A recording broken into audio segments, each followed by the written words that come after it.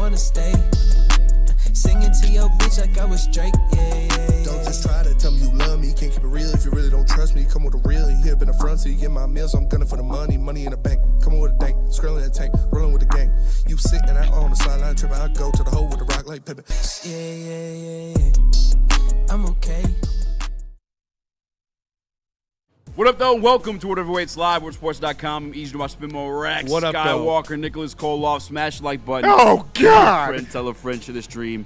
The breaking news of the moment is Dylan Larkin, Detroit Red Wings captain, has officially requested a trade from the team. Spinny, you were part of Woodward Wings. I'm going to go to you on this one. Yeah, it's Dylan Larkin came out and requested a trade from the Detroit Red Wings. That's per Elliot Friedman, so that's about as reputable of a source as you can when it comes to NHL news. Trust me. Yeah, he knows.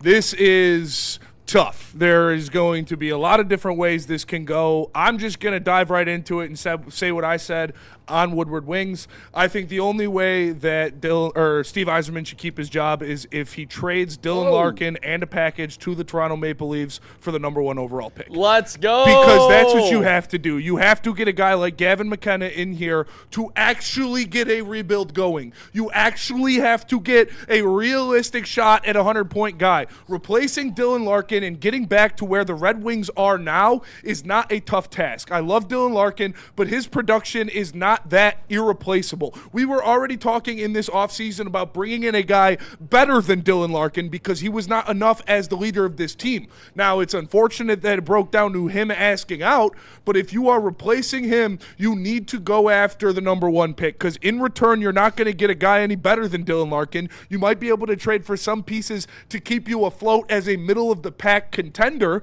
but I don't want that. I want an actual team. So go out there and do what you can. If it takes DeBrincat, if it takes Sebastian Cossa, if it takes whatever it takes to get the #1 pick off Toronto, you got to do it. Nick, I'm going to go with you second because I saw that what you said in the group chat. I immediately said that off of rip. I'm right in lockstep with Spencer on this one. I'm going to Toronto. I'm trying to find my Celebrini and Mac. A 100-point guy straight up. And you look at this roster and the way Stevie's built it, obviously Mo Seider is a leader on the defensive side. Captain. Number 5 in Norris, and he is the future captain right now. But Mo Seider is not a guy that's going to put up 80 points, 90 points, with the best of the defensemen and a Quinn Hughes or a Cale Makar. He's more of a, defensive, just, rock solid, take away the other guy's best player every time he's on the ice defenseman. Yeah. And when you're looking at the offensive side of this team, Lucas Raymond is not that alpha dog. No. And I think we can tell that. Can he grow into one? Maybe when he's like 28, but we got a while until then. And I think you need to get a #1 caliber prospect potential that can grow with those two players and become the next face of the franchise straight up. Because Dylan Larkin, he made the playoffs once, and it was his rookie year, and it hasn't made the playoffs since. And that's got to be so discouraging top 6 then? for him. Well, yeah. It's got to be so discouraging for on first him line. and all of the Dylan Larkin haters out there. If you think it was bad last year, he's an all-star. Just wait. It's going to get bad. It's going to get bad. And right now you're looking at Andrew Kopp as your 1C. So I hope that feels good. But you like I said, your center position is so lacking. Like Marco Kasper, Nate Danielson, Andrew Kopp, JT Compher, Michael Rasmussen. These are the guys you're talking about fighting over the 1C spot right now for the Detroit Red Wings. You don't have a viable option at center outside of Dylan Larkin. So the realistic expectation is if you're moving Dylan Larkin to a team, it's a playoff because he does have a no-trade clause. He does have to approve of where he's going. And so it's going to be a team in the U.S. outside of Toronto. I think Toronto's the only realistic Canadian team he would go to. But it's going to be a team in the U.S. Is he a Maple Leaf fan? Yeah. A team in the U.S. that is going to the playoffs, that is going to be a contender, and he is going to be the 2C unless it's like, Carolina or somewhere. So you need to get that team's 2C in return, plus their best center prospect. Because you have absolutely nothing down the middle right now. And it's tough, man. Not replacing Dylan Larkin, but we were talking about shipping off the pieces and bringing in a guy better than Dylan Larkin to pair with him to take you into the playoffs. Now you have to completely change that line of thinking. Alex DeBrincat has to be traded. Justin Falk has to be traded. John Gibson has to be traded. You have to get rid of all of those guys, and you have to go full bore into your young core. You have to look at, number one, you're giving the C to Mo Sider. Congratulations, Mo Sider, on being the next captain of the Detroit Red Wings. Hopefully that takes the pussy out of the locker room. Hopefully that takes the bitch out of this team. Hopefully when you got a guy like Mo Sider that's going to put the best players team on the fucking ice, then you have some guys that'll be like, okay, we don't got to play like bitches all the time. You got to bring up the kids that are ready to go when you look at MBN. ASP's going to need to grab his nuts. Nate Danielson's going to need to grab his nuts. But the old guys that you were expected to at least help you make the playoffs, they all got to go because they don't fit the timeline anymore. I'm 100% with you. I'm glad us as a show are kind of all on the same page there too, because I didn't want any of that like fanfare. Oh, Dylan Larkin. No, this is actually, in my opinion, if you get the right trade, a good thing for the Detroit Red Wings. What did Stevie say at the end of the season? We're not good enough. No. We need better players. This is a kickstart to doing that. And as you said, Spinny, as everyone knows, Dylan Larkin's been here for a long time. Yes. Led us to nothing. Not even the freaking playoffs. So you got to restart. You got to restart with something young, and the pipe dream obviously is number 1 overall pick for McKenna. But this, realistically, that's a team that just had Mitch Marner and couldn't get done. And you have to add some more to that. What would you add? The Toronto Maple Leafs? Yeah, to get that number 1 pick. I mean, you would have to add probably Sebastian Cossa. Me and Justin talked about, here, take Larkin and DeBrincat, and we'll take the number 1 pick and another first-round pick and one of your good prospect centers. And you can have these 2 guys to go with Austin Matthews. I think they would. I think they would, because I think they desperately want to hold on. I mean, you'd have to throw in some more filler, too, like a prospect or something, but I think they Dominic would. Shine. Take a 30-year-old. We'll give you 2 captains. There's a fan out there listening like, no, not Dom Shine. I do want to say one thing, though. If this truly is how it's ending, Dylan Larkin is going to go down as the worst captain in the history of the Detroit Red Wings. Wow. I mean, it's a great franchise, so it's like that's not – At least that's like a preposterous thing to say. This is a franchise that is known for winning cups since the birth of hockey. Henrik Zetterberg won cups. Nick Lidstrom won cups. Steve Yzerman won cups. Dylan Larkin made the playoffs as a rookie. With the C on, he didn't do anything. And I like Larkin. I do. But we knew that we needed to get better. We knew that we weren't going anywhere with Dylan Larkin as your best player. Those are fighting words to somebody without a pulse, because that was obviously this Red Wings era sucked. This team stunk. Every single time this team had an actual pulse, what'd they do? They shit the bed. Every single time. Every single time they had a pulse, they shit the bed down the stretch. And I don't want this just to be a harken on Dylan Larkin kind of day, because I do like Larkin. I like Larkin too, but Nice man, not a nice man. he choked continuously down the stretch, but he never, ever had the right players around him. Yes. I think that is fair to say for Dylan Larkin. Steve Yzerman failed Dylan Larkin as a captain. Yes. And Dylan Larkin failed this team as well, living up to that C. But the OGC and, Steve also failed Dylan Larkin straight up. It's both ways. It is both ways. There are some guys that left here to have more success as well, though. How about Gostisbehere? How about fucking Vladimir Tarasenko? Tarasenko was dead late with us. Yeah. He came back to life this year. It's truly, we talked about Ghost. it. You heard that, like Steve Yzerman said, this team's not good enough. The talent's not good enough. You've heard from players. There is something innately wrong in the locker room. Their leaders are. I don't want to. The only thing you can do to change the feel of a locker room is to make drastic changes. And Dylan Larkin requested the trade. Like you said, it might be a blessing in disguise for the Red Wings. Dylan Larkin, I have no doubt in my mind Dylan Larkin will go to a Stanley Cup contender and be an elite player in the top 6. Yeah. Unfortunately, he's not good enough to do it by himself. And the one thing, the one trait you can say about Steve, maybe 2 traits you can say about Steve is, at least for me, you guys correct me if I'm wrong, his ability to trade has been kind of nice. Now, last year, obviously, who's the defensive guy we got? Can't think of his name right now. Help me. What? Sorry. The defensive guy, the guy from Justin Falk. Falk. That may be the only one where it's like you may have lost that one, but at the same time, the team lost that one because it couldn't get into the playoffs. Stevie's nice when he's on the phone. We used to make skits about it because he was just bullying guys. So, you got a guy like Larkin, that big of an asset. I have faith that he's going to get something big back, whether he's the GM that sees it through with those assets in return, or it's him in itself. I think he's going to get a good haul for it. I think this is a blessing in disguise for the Red Wings. All due respect to Dylan Larkin, but it's been nothing. Matheson Rathburn with a super chat. He says, for the 24-hour stream, you guys should try to fundraise for the German Lions game. Just a thought. Oh, shit. I bet you guys could get it by the end of it. Listen, I love that idea. I love that idea. I need money now. I can't save the money I'm making is Call going. JG I need it. 877 cash now. now. I can't afford to save up for a Germany Lions game. Real quick about that trade. He also said the Red Wings are not worth talking about in another super chat, which, yeah, the other captain just requested a trade. This is the biggest news of the summer. We got a lot of Lions. Yeah, we're talking Detroit. Lions for sure, but you got. This is the biggest news until Tarek Skubal gets traded. Yeah. Would you agree though? The point I made though, Stevie Y, at least good on the phone. Yes. Other than maybe the Folk deal. I think he's stubborn on the phone, which is good at times for sure. That's fair. It might be. And he's at a disadvantage. For sure. I don't know if I trust him, to be honest, to make this trade, which is insane to say, but I'm going to say it. I don't trust Steve Yzerman to make this trade. Before he was Because preserved, he doesn't have pro scouting, honestly. Yeah. Like, I just have not agreed with a lot of the signings.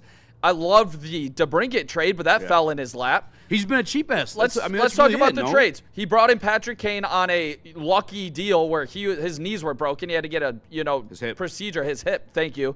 And then what other trades are we saying this was phenomenal? Even Justin Falk, he was a good player last year. Trading for John Gibson in the offseason was amazing. Great You move. traded for Alex DeBrincat. That was a very good trade. The Justin Falk one was, you had to do it. Backfired, but you had to do it. But that's Had to do it. And I So blame off that right- we we could could- the team for not getting it done, getting to the playoffs. we could take a deep dive into it. But that's 3 trades in how many years? Yeah, that's fair. You let Ghost walk. I mean, that one, whatever. I'm not gonna. We're gonna stick Who's to the other kid trades, too? but Jake Wallman as well. Jake Wallman's Wallman ass. ended up getting a But first. the trade, he ended up going for a first-round pick. Yeah, he did get Yeah. traded after for very high, but he Yeah. sucks. That was a crazy trade. Jake Wallman's not That's good. what I'm saying. He's not good. What at did we high. get? We A got 6 or yeah, we got nothing for him. I think future consideration. Okay. Yeah, it was So future I'm considerations glad and we're no having this first. conversation because I might have to recant that a little bit. Do you trust Stevie Y to get the goods back, whether it's assets in the draft? You're not going to get enough back unless you make a big package. Unless you add to if it. you're just trading Dylan Larkin, you're not going to get anything that you expect to get. You need to trade, like I said, you need to trade Dylan Larkin, you need to trade Alex DeBrincat, you need to trade John Gibson, and you need to trade Justin Falk. And then you need to buy out JT Compher, you need to buy out Andrew Kopp, you need to buy out Michael Rasmussen, and you need to be the worst team in the NHL next year. You better hope you can get one of those top 5 picks off of one of those teams. Maybe you trade Dylan Larkin to San Jose for the number 2 pick, and it could be him and Macklin Celebrini. Maybe you trade him to the New York Rangers for, I think they got the 5 pick. But you have to get a top 2 pick. And it's not – Dylan Larkin alone is not going to get you that. You're going to have to package him with some pieces. You were already looking to trade. You got to move some of these goaltenders. You got 3 goaltending prospects. You could trade 2 of them for all I care. But you need to make a package with Dylan Larkin, including that gets you a star. And it's probably going to be in the draft. Nobody trading for Dylan Larkin is going to give up their star for him. Octopus, great name. That's a phenomenal name. So the Falk trade happened because Larkin pouted. He did.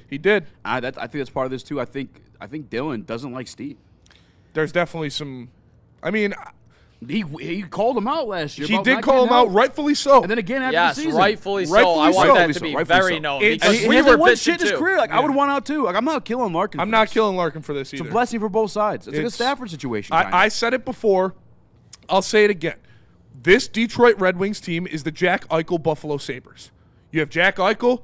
You've got Reinhart. You've got O'Reilly. You've got a lot of good players that couldn't get it done. All of them had to get traded and move to different teams, and all of them won Stanley Cups somewhere else. This Detroit Red Wings team has good pieces. They don't work well together. And it starts at the top. The folding, the softness, all of that, the locker room being all of that is a microcosm of leadership, and it starts with the guy with the C on his chest. So I'll say it again. Give the C to Mo Seider and at least get some fucking toughness in your locker room.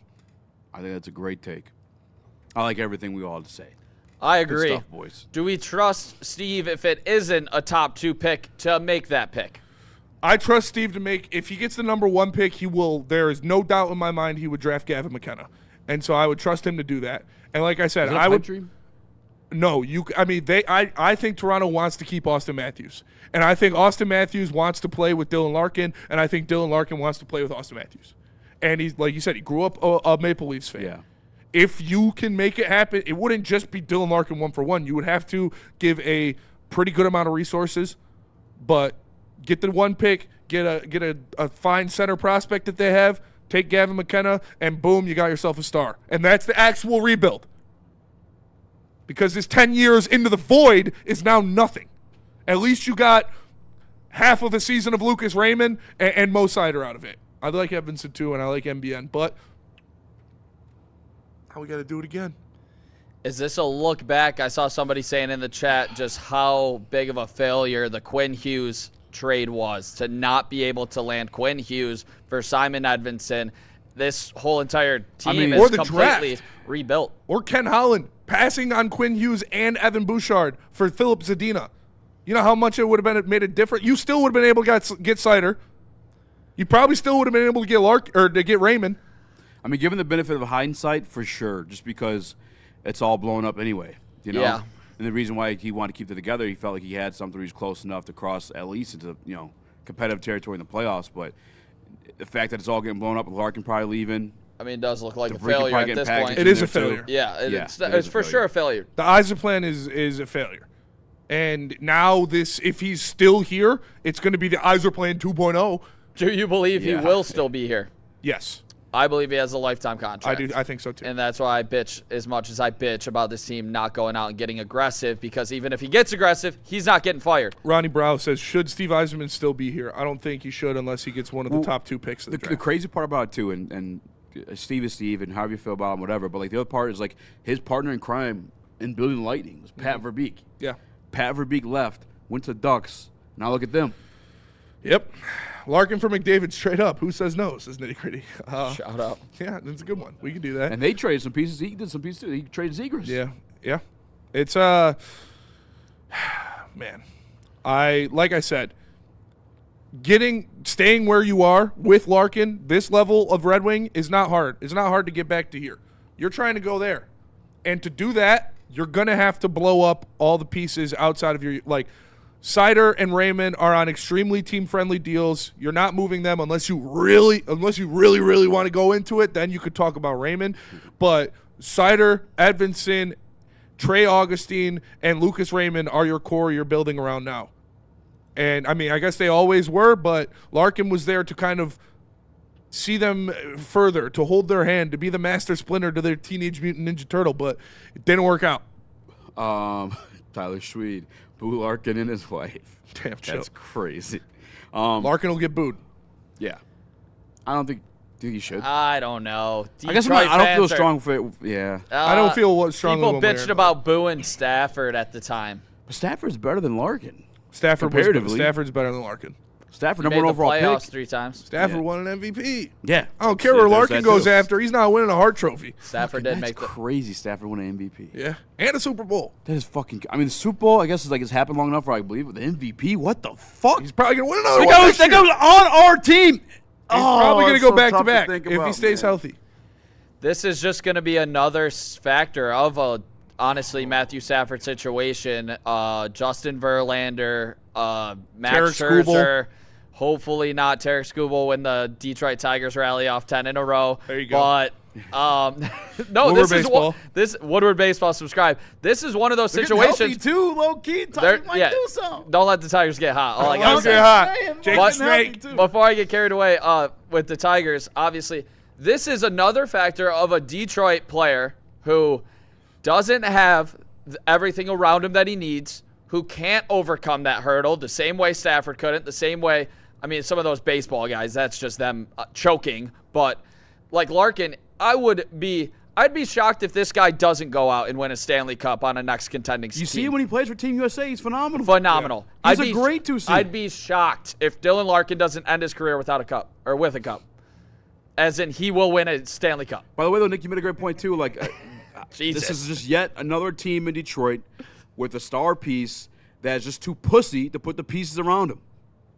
He tried. When he bitched about Stevie, he tried to voice his opinion. One thing Stafford never did, which I do blame Stafford for, never going out I mean, I think to the there was some public. This team conversations, needs though. to be better. I didn't hear shit. Oh, to the public, you're saying. To the That's fair. public, to whatever That's it fair, is. 'cause I just saw Dylan A.J. Larkin Brown went out just to the said that public. today, too. A.J. Brown said he was the one leaking the shit to the media about the Eagles because he wanted to give the trade legs so he can get the fuck out of there. And it's like, if they're not going to do, make something happen for you, you got to make it happen yourself. And that is what Larkin has done now. Exactly, and Stafford never did that. And Up that's what I until was a when little he asked bit for the trade. Yeah, but I was pissed about him not trying to get better players in here at the time. He has such a bad offensive line. Well, tell him to fucking not pay a wide receiver and give me a fucking offensive lineman.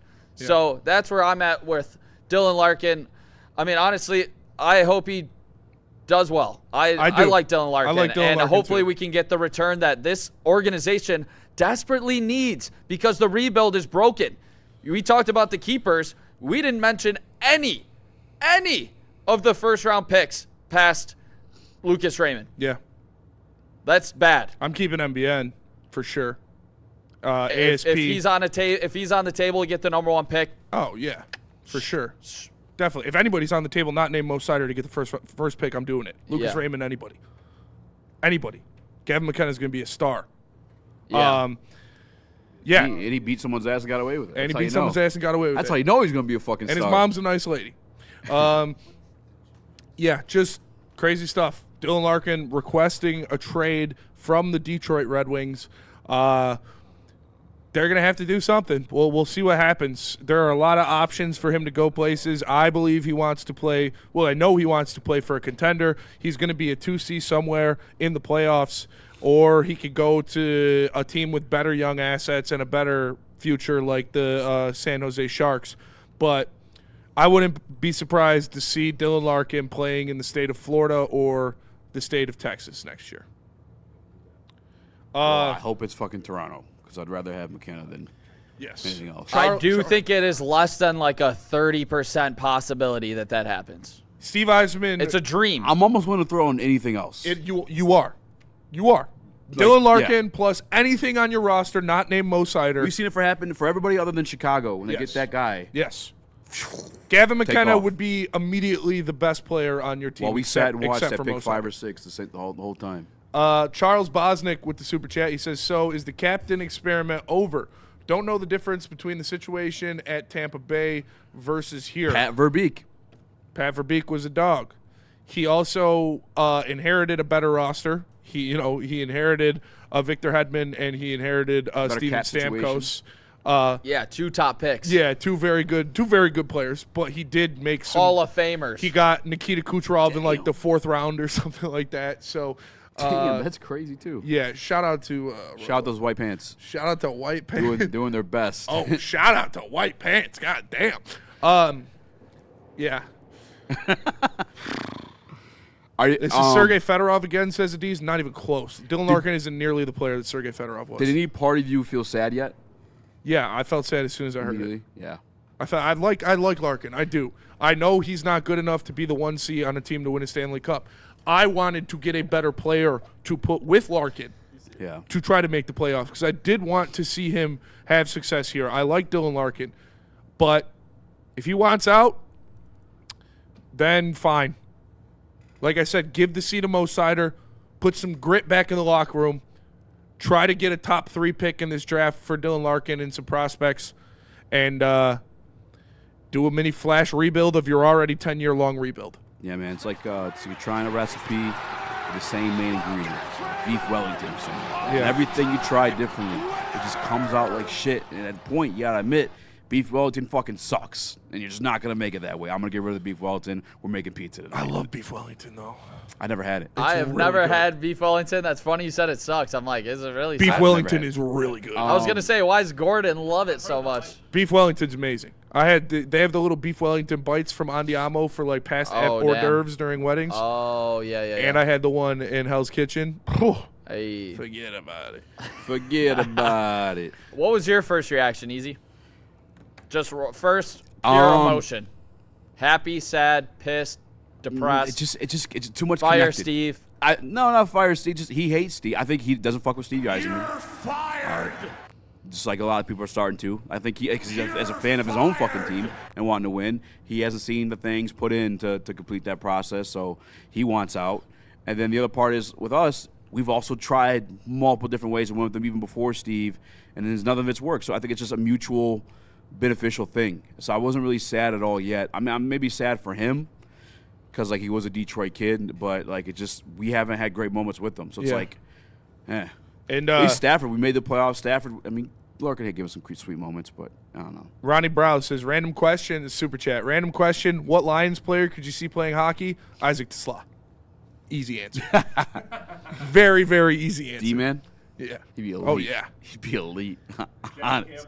Boy, your motherfuckers out, son. Yeah. I was thinking of other white guys, but all of them are offensive linemen. I don't know how they would work out. Let me get Dan Jackson might be pretty good. Waymo. What do you think? I don't think I would put money on J-Mo never have ice skating before in his life. Yeah. Except for, like, maybe once or twice since he's been in Detroit. Yeah, I can see that for sure. St. Brown, does he look like Jalen Brunson? St. Brown grew up in Florida. That was crazy. He kind of does. That was pretty I don't think said it looks no. nothing like I it said at all. no. I see it a little bit. I think they're just picking on him. I think Gibbs looks more like. That's racist. Yes. All right, Scott, we're going to pay some bills. We'll be paying. Yeah, what's the Not some love right now. racist. All right, let me tell you about Planet Fitness. Planet Fitness is the home of the judgment-free zone where everybody gets a full-body workout. They got 2,700 locations worldwide, $15 a month, or you can upgrade to the Black Card and get you some amenities and access to all of their locations, man. I was just there today. I go there every day. You should too. Planet Fitness, join in club or online at planetfitness.com, where your fitness is essential. And let me tell you about Loom. Listen, Buzzin' Energy is here. 7.5 milligrams of THC, 100 milligrams of clean caffeine from green tea extract. Get 30% off your order with WSN30. Go to Loom.com to find a dispensary near you and get some of that new Buzzin' Energy. It's Loom Cannabis. A ton of fun, a ton of sports, and a ton of man-meat. Welcome to the Woodward Heavyweights, live daily 5 to 7 p.m. on Woodward Sports. How do people feel about getting a Planet Fitness membership for $15 a month? How do they like working out in a clean and spacious gym that's filled with equipment for every workout? And how about free fitness training in the judgment-free zone that leaves them feeling energized all day long? Join Planet Fitness today with the free PF app, online or in club, and start getting that big fitness energy for $15 a month.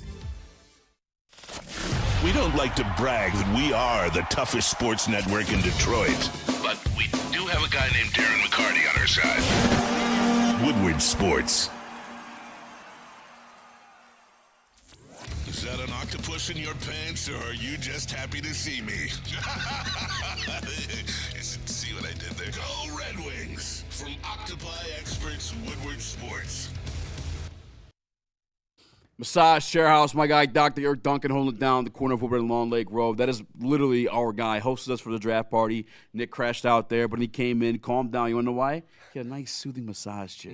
Only kind you can find at the Massage Chair House. Hit up my guy, Dr. Eric Duncan, on massagechairhouse.com. Or again, go see him at the corner of Woodward and Long Lake Road. Make sure you subscribe to his YouTube channel and tell him who you want in the Dylan Larkin trade. Art and Jags. Oh, mama. Summer nights, cold drinks, and Tigers baseball. Woodward Sports is heading to Art and Jake's in Sterling Heights for a Detroit Tigers watch party. Come hang out with the crew. We'll be live Tuesday, June 30th at 7 p.m. as Detroit takes on the New York Yankees. You won't want to miss a single pitch with over 80 wall-to-wall TVs, 22 draft beers, and a tap to keep you refreshed. The menu packed with absolute fan favorites. Come party with us. Grab a Founders and watch the Tigers down the Yankees in Sterling Heights on June 30th. Art and Jake's, a sports bar with fine dine flavor. Shout out. Hell yeah. We're for sure part of that, right? 7 p.m.? Yeah. Yeah. I love Art and Jake's Yeah. remotes. Hey, that'll be the Cookie Bliss Day. That'll be the Cookie Bliss Day for sure. June 30th, we'll be at the Art and Jake's in Sterling Heights. Make sure you guys pull up on me. Pull up on me. What up, though? Welcome back to Whatever Waits Live, WoodwardSports.com. Easy by Spin More Rex, Skywalker, Nicholas Koloff in the building. Go. Smash the like button, be a friend, tell a friend, and share the stream. Michael Matrisky says, I have total confidence in Stevie Y. Do you? No. That is insane. No. That's an insane take. That is an insane take. This is my problem with the Steve bots. The Iser plan, the defenders. They literally get insulted when you call out continuous bad moves from a GM because he was here before. I can't stand it. The Eazy bots are the worst of them all. They're worse than the Brad bots. And that's saying something because I've gone up against Brad has gotten us to the playoffs and won games, and Eazy hasn't. True. It's like, it's fucked, man. It's a 10-year rebuild, and it's going to take 3 more years to get back to where you are right now. And where you are right now is nowhere near where you want to be. You want to be competing for Stanley fucking Cups, not your captain asking to be traded. It's embarrassing. We were one of the best franchises in the history of the NHL, the best American hockey franchise ever. And now you have the worst captain in the history of the franchise asking out. That's embarrassing. We're like the Coyotes. Chad is kind of with you, Spinny. Not a lot of people coming up to defend Stevie Y right now. You can't. It's Yzerman's fault. One, hindsight 2020, giving Larkin the C. 2, consistently making the wrong move when you talk about bringing in veterans to help the youth along. 3, just absolutely slow rolling these prospects. If they're so good, then why aren't they playing? And if they're not playing, fucking trade them for somebody who's going to play. He's just sat on his hands on every aspect of the rebuild. And I had the faith. I was like, all right, they're going to try to do it this year. They're going to bring the kids up. The kids weren't good enough. And they're not going to be next year. And you're going to be one of the worst teams in the league next year. Because like I said, you have to sell everything. You can't keep any of these old guys. You got to buy out Comfer. You got to buy out Kopp. You got to buy out Rasmussen. You got to trade DeBrincat, Larkin, Gibson, and Falk. You are fully in your core now. Pause. I don't know. It just sounded weird. Nah, that gotta mean something crazy, man. What does that mean? Fully in your core. Fully engage your core. You like that? I'm fully in your core. All up in your core. We gotta move on. That's crazy. What percentage-wise do you trust Stevie Y? Me? To get a good return? 30%. To get a good low? You don't have any leverage now. If he was trading Dylan Larkin at the deadline, I think he could do it. I think he could get a good return. Did you guys see what Sean said in the chat? What did he say? Yzerman's done that before. Yeah. Held the guy hostage to the deadline so get the most out of it. He did, and that's something that you can do. And, I think you just got to get rid of it now, though. Dylan Larkin cannot wear a winged wheel again. He definitely can't wear the C. I would go to his house right now and that's take what's it. different. I guess, was the other guy captain? The guy Sean was talking about? No, I don't think so. Was he a bum, with all due respect? No, he was pretty good. The C changes things. I have 10% faith in Steve Yzerman to be able to get the return for Dylan Larkin. I think we're all going to be a little underwhelmed. That's crazy. And I don't think he. I know, as you had Steve as your number 1 GM in town when we did the GM. Did I have number 1? That was insane. I don't think I had him number 1. I think you did. No, I had Brad number 1. No. I did not have Steve Yzerman. We'll have to pull the tape. I'm pretty sure you did. Please and do. I thought you were crazy. That was crazy. That's a ridiculous claim. That's a pretty ridiculous sure claim. If you didn't, I apologize. Straight up. We got to go back. I'm looking that up now, damn it. Okay, my fault. I'm at about 10% right now that Steve Yzerman can truly get what he needs to out of Dylan Larkin to progress this rebuild and accelerate it, because I have not seen throughout his whole entire tenure the ability to build a team from scratch. He had, like we talked about, Steven Stamkos and Victor Hedman holding his hand the whole entire way. He didn't have to build around. I found it. Okay, what do we got? Brad was 1. Steve 2? Steve 2. Okay, my bad. All right. There's a difference. Trajan 3. If he was 1, that would have been crazy. No, that made no sense. Yeah, my fault. Okay. I had to clear my name on that one. That's wild. Easy's Bro right. brought up the I'm wrong. I receipts. apologize. But I just think you haven't seen it. And when we talked about, he had to insulate those 2 number 1 picks with Victor Hedman and Steven Stamkos. Yeah. He had no idea how to build it from scratch, as we saw throughout this whole entire, tenure in Detroit. So we're cooked, and I don't have faith that he's going to get it together. Easy, what is your percentage? I'm like a 40-50. I think he can. I don't hate the trades he's made. I think there's trades that he's turned down by being stingy and thinking they're closer than they are. I see. If it was just simply replacing Dylan Larkin, I would be at like a 70%. Because, again, Dylan Larkin's production is not that hard to replace. But you can't just do that. You have to gut and retool. You have to get rid of all of the fat, strip it down to the core, and then really start building around those guys. Because what, you're going to replace Dylan Larkin with some guy that's going to barely make a playoff contention list for the Red Wings? No, you want to be a legitimate playoff team. So you have to get rid of everybody that doesn't fit the timeline. And that's, all your best players. Like, Patrick Kane's not going to re-sign. You're going to keep, obviously, Raymond. Probably Raymond. 100% you're keeping Raymond. But, like I said, if you really want to get crazy, Raymond would get you a bag of prospects. But you're keeping him. You're keeping Sider. You're keeping Evanson. You got the kids. I'd be down to trade Raymond, too, to be honest with you. It depends on what you're getting in return. You have to be able to score goals. You gotta be willing. Yes, dude. And the thing with him is, like, there's some hope that, like, maybe he changes that because, like, he's there. The shots are there from the take, but he's fucking passes them up. He's like LeBron, like he used to be in, like, the finals games or the ends of games. Passing it up. I'm going to hold out hope for Raymond. I think Dylan Larkin leaving is going to be really good for Lucas Raymond.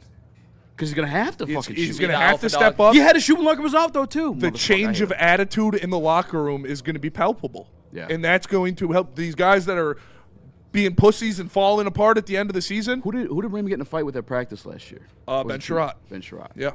Like to hear that. I have maybe the worst comment in the Woodward Sports chat today. Shout out to Zach Soap for winning this one. To be fair, Kenny Holland fucked us. Buddy. He did. You're 7 years in. Cut the excuses. Both things can be just true. finished your 7th fucking year, Zach.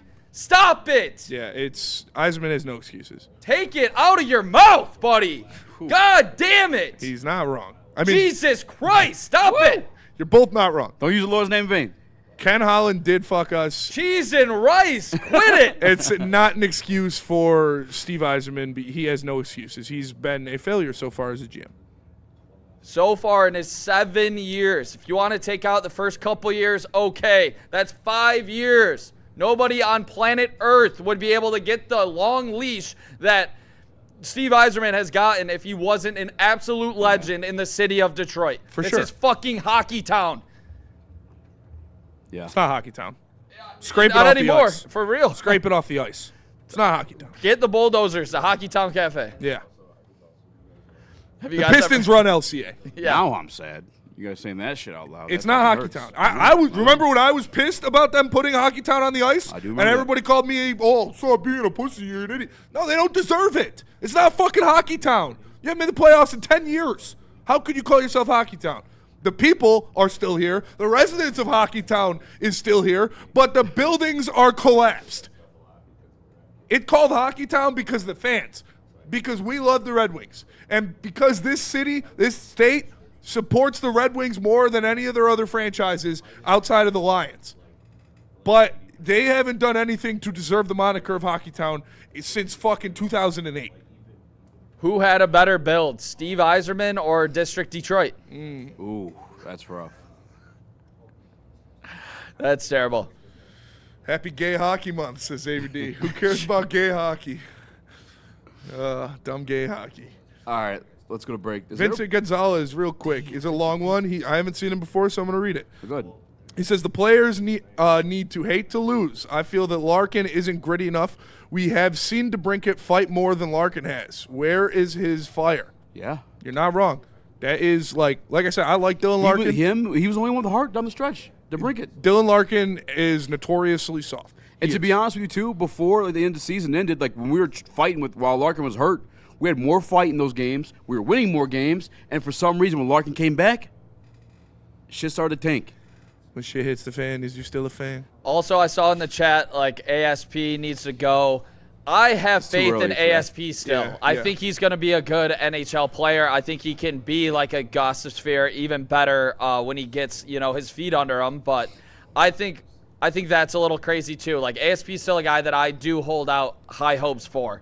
And, you saw it a little bit at times. Obviously, he was getting bodied on defense a little bit, but you did see the skating ability, and you did see his offensive creation at times. So I really do like ASP moving forward. I think you can pencil him in as a guy that will be here during the rebuild. I like ASP a lot, and I liked him a lot when he was in the SHL before he came over. I think he's going to be a pretty damn good NHLer. I do too. He's got to put on 10, 15 pounds of muscle, size. He's got to get his confidence back, and he's got to figure out the American ice a little bit more. Yeah, I thought he was gonna be way bigger when you guys talking about. No, he's a him small coming up. guy. He is not. Yeah. But that's especially for a defenseman. I was not expecting like that. Every team in the NHL these days needs a defenseman like that. So I have faith. I don't know if he's going to be Makarish, but but I have faith that, like Nick said, he'll be a good NHL player. But yeah, I wouldn't mind him being in Grand Rapids all year next year. Because what the fuck? Give him his confidence. He was a half a point a game in the playoffs for the Griffins. He looked good this year. If he can get that up to a point a game next year, all right, then you're ready for the league, kid. But now, what's the point of rushing him now? I don't know. You're not going to do dog shit. You're going to be the worst team in the fucking league next year. I want to see him with Mo or something on the ice. Put Simon back on 2. I don't know. Was he not? I like to get ASP some time in the. I want him on the Red Wings. He's a liability on the Red Wings right now, though. He needs to get better. Last year. He's not offensively good enough to be that liability either. Yeah. I think during the offseason, like you said, he'll bulk up, hopefully be more of an NHLer next year. I got hope for ASP. Also, quick shout out, Emmett Finney. He was a good surprise this season for the Detroit Red Wings. I like him as a young player. Finney, your 1C next year. That's crazy, but I do like Emmett Finney as a player. He looked better at fucking center down the stretch than he did at guard or at wing. I heard Finney did great in in the tournament that they were doing. Yeah, Finney played well. Yeah. Dante 151 with the super chat.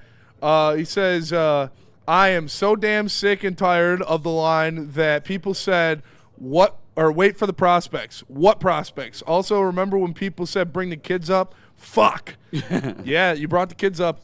They weren't good enough. And then Charles Bosnick says, I want muscle-heavy goons. And yeah, you do. You need to. That's why, like I said. Sounds freaky. You got Larkin requested a trade. All right, ship him out.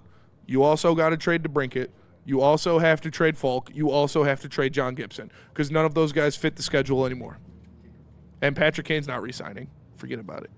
Forget about it. We got to pay some bills. Where are we going, Skywalker? When we get back, we're talking Detroit Lions, by the way. 100 likes. Yeah, if we get to 100 likes. Let me tell you about Supreme Lending. Buying a home and refinancing is a big decision, and just like in sports, you need the right team behind you. That's why we're proud to welcome Supreme Lending to the Woodward Sports family.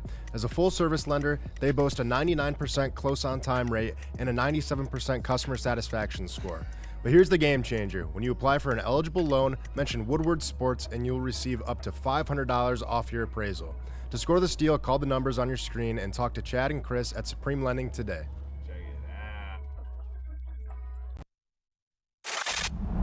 Love Woodward Sports? Love wearing clothes? Then you should be wearing Woodward Sports clothes. Check out our full line of merch at WoodwardSports.com. Just click on Shop. We have all your favorite designs, like Dan Campbell kneecaps, Woodward Golf, and of course, our own logoed out merchandise. Men, women, infants, kids all love Woodward Sports. Impress your friends. Impress your boss. Impress your dog. Buy Woodward Sports merch today.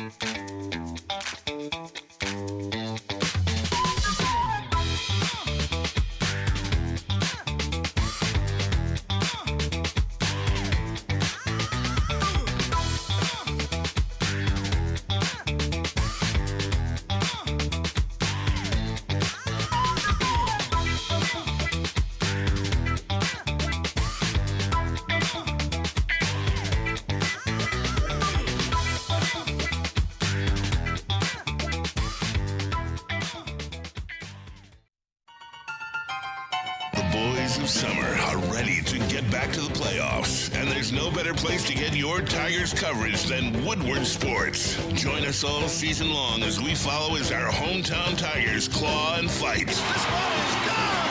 Boys are back in town. Feel the roar with Woodward Sports. All day, Ethan. Listen, all day IPA is amazing. It's been around for 15 years because they perfected the India Pale Ale game. It's a Michigan company, so support founders. And you're going to be you're going to be drinking it on the golf course, at the beach, at the campfire, wherever you are this summer. All day IPA, delicious, crisp, refreshing, 15 years strong. Shout out to Founders Brewing Company. The Myles Garrett trade. Just what was your first reaction to that? Yeah, I mean, good for them. They've won it now, right? Yeah, I had none. He's a hell of a player versus hell of a player, and they're two totally different players. But that was what they felt like they needed to do, and good for them, man. Dan Campbell says it's over. They already won then, right? Yeah, see you later.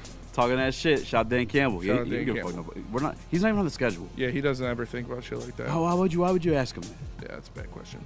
So I can see if they're like week 1 or you know what I'm saying? Like, why would you ask about that? I feel like that's something that they never ask that I'm happy that they asked about. I don't know if he would ever give you anything juicy, but no. That's a Dan Campbell PR answer for you. We're worried about us. We're worried about the Lions, blah, blah, blah, blah, blah. It is the biggest news in the NFL of the offseason. That's fair. Yeah, you got to ask him, but I think we know at this point he's not going to say anything. Yeah, especially Dan. Listen, maybe I do like that they asked because that might piss him off a little bit. Yeah. Fuck them. We're worried about us. Yeah. And it's going to give them that underdog mentality. And we know Dan, whatever message he carries is going to affect the team, and they're going to have that chip on their shoulder or, whatever Dan decides it is that season. The underdog mentality, the grit mentality, the sweet revenge mentality. This year, probably a little bit of that saltiness. Shout out to Matheson Rathburn with the super chat in there. He says, but on the bright side, the Grand Rapids Griffins will be stacked. Oh, my Lord. Ew. Look out. All right.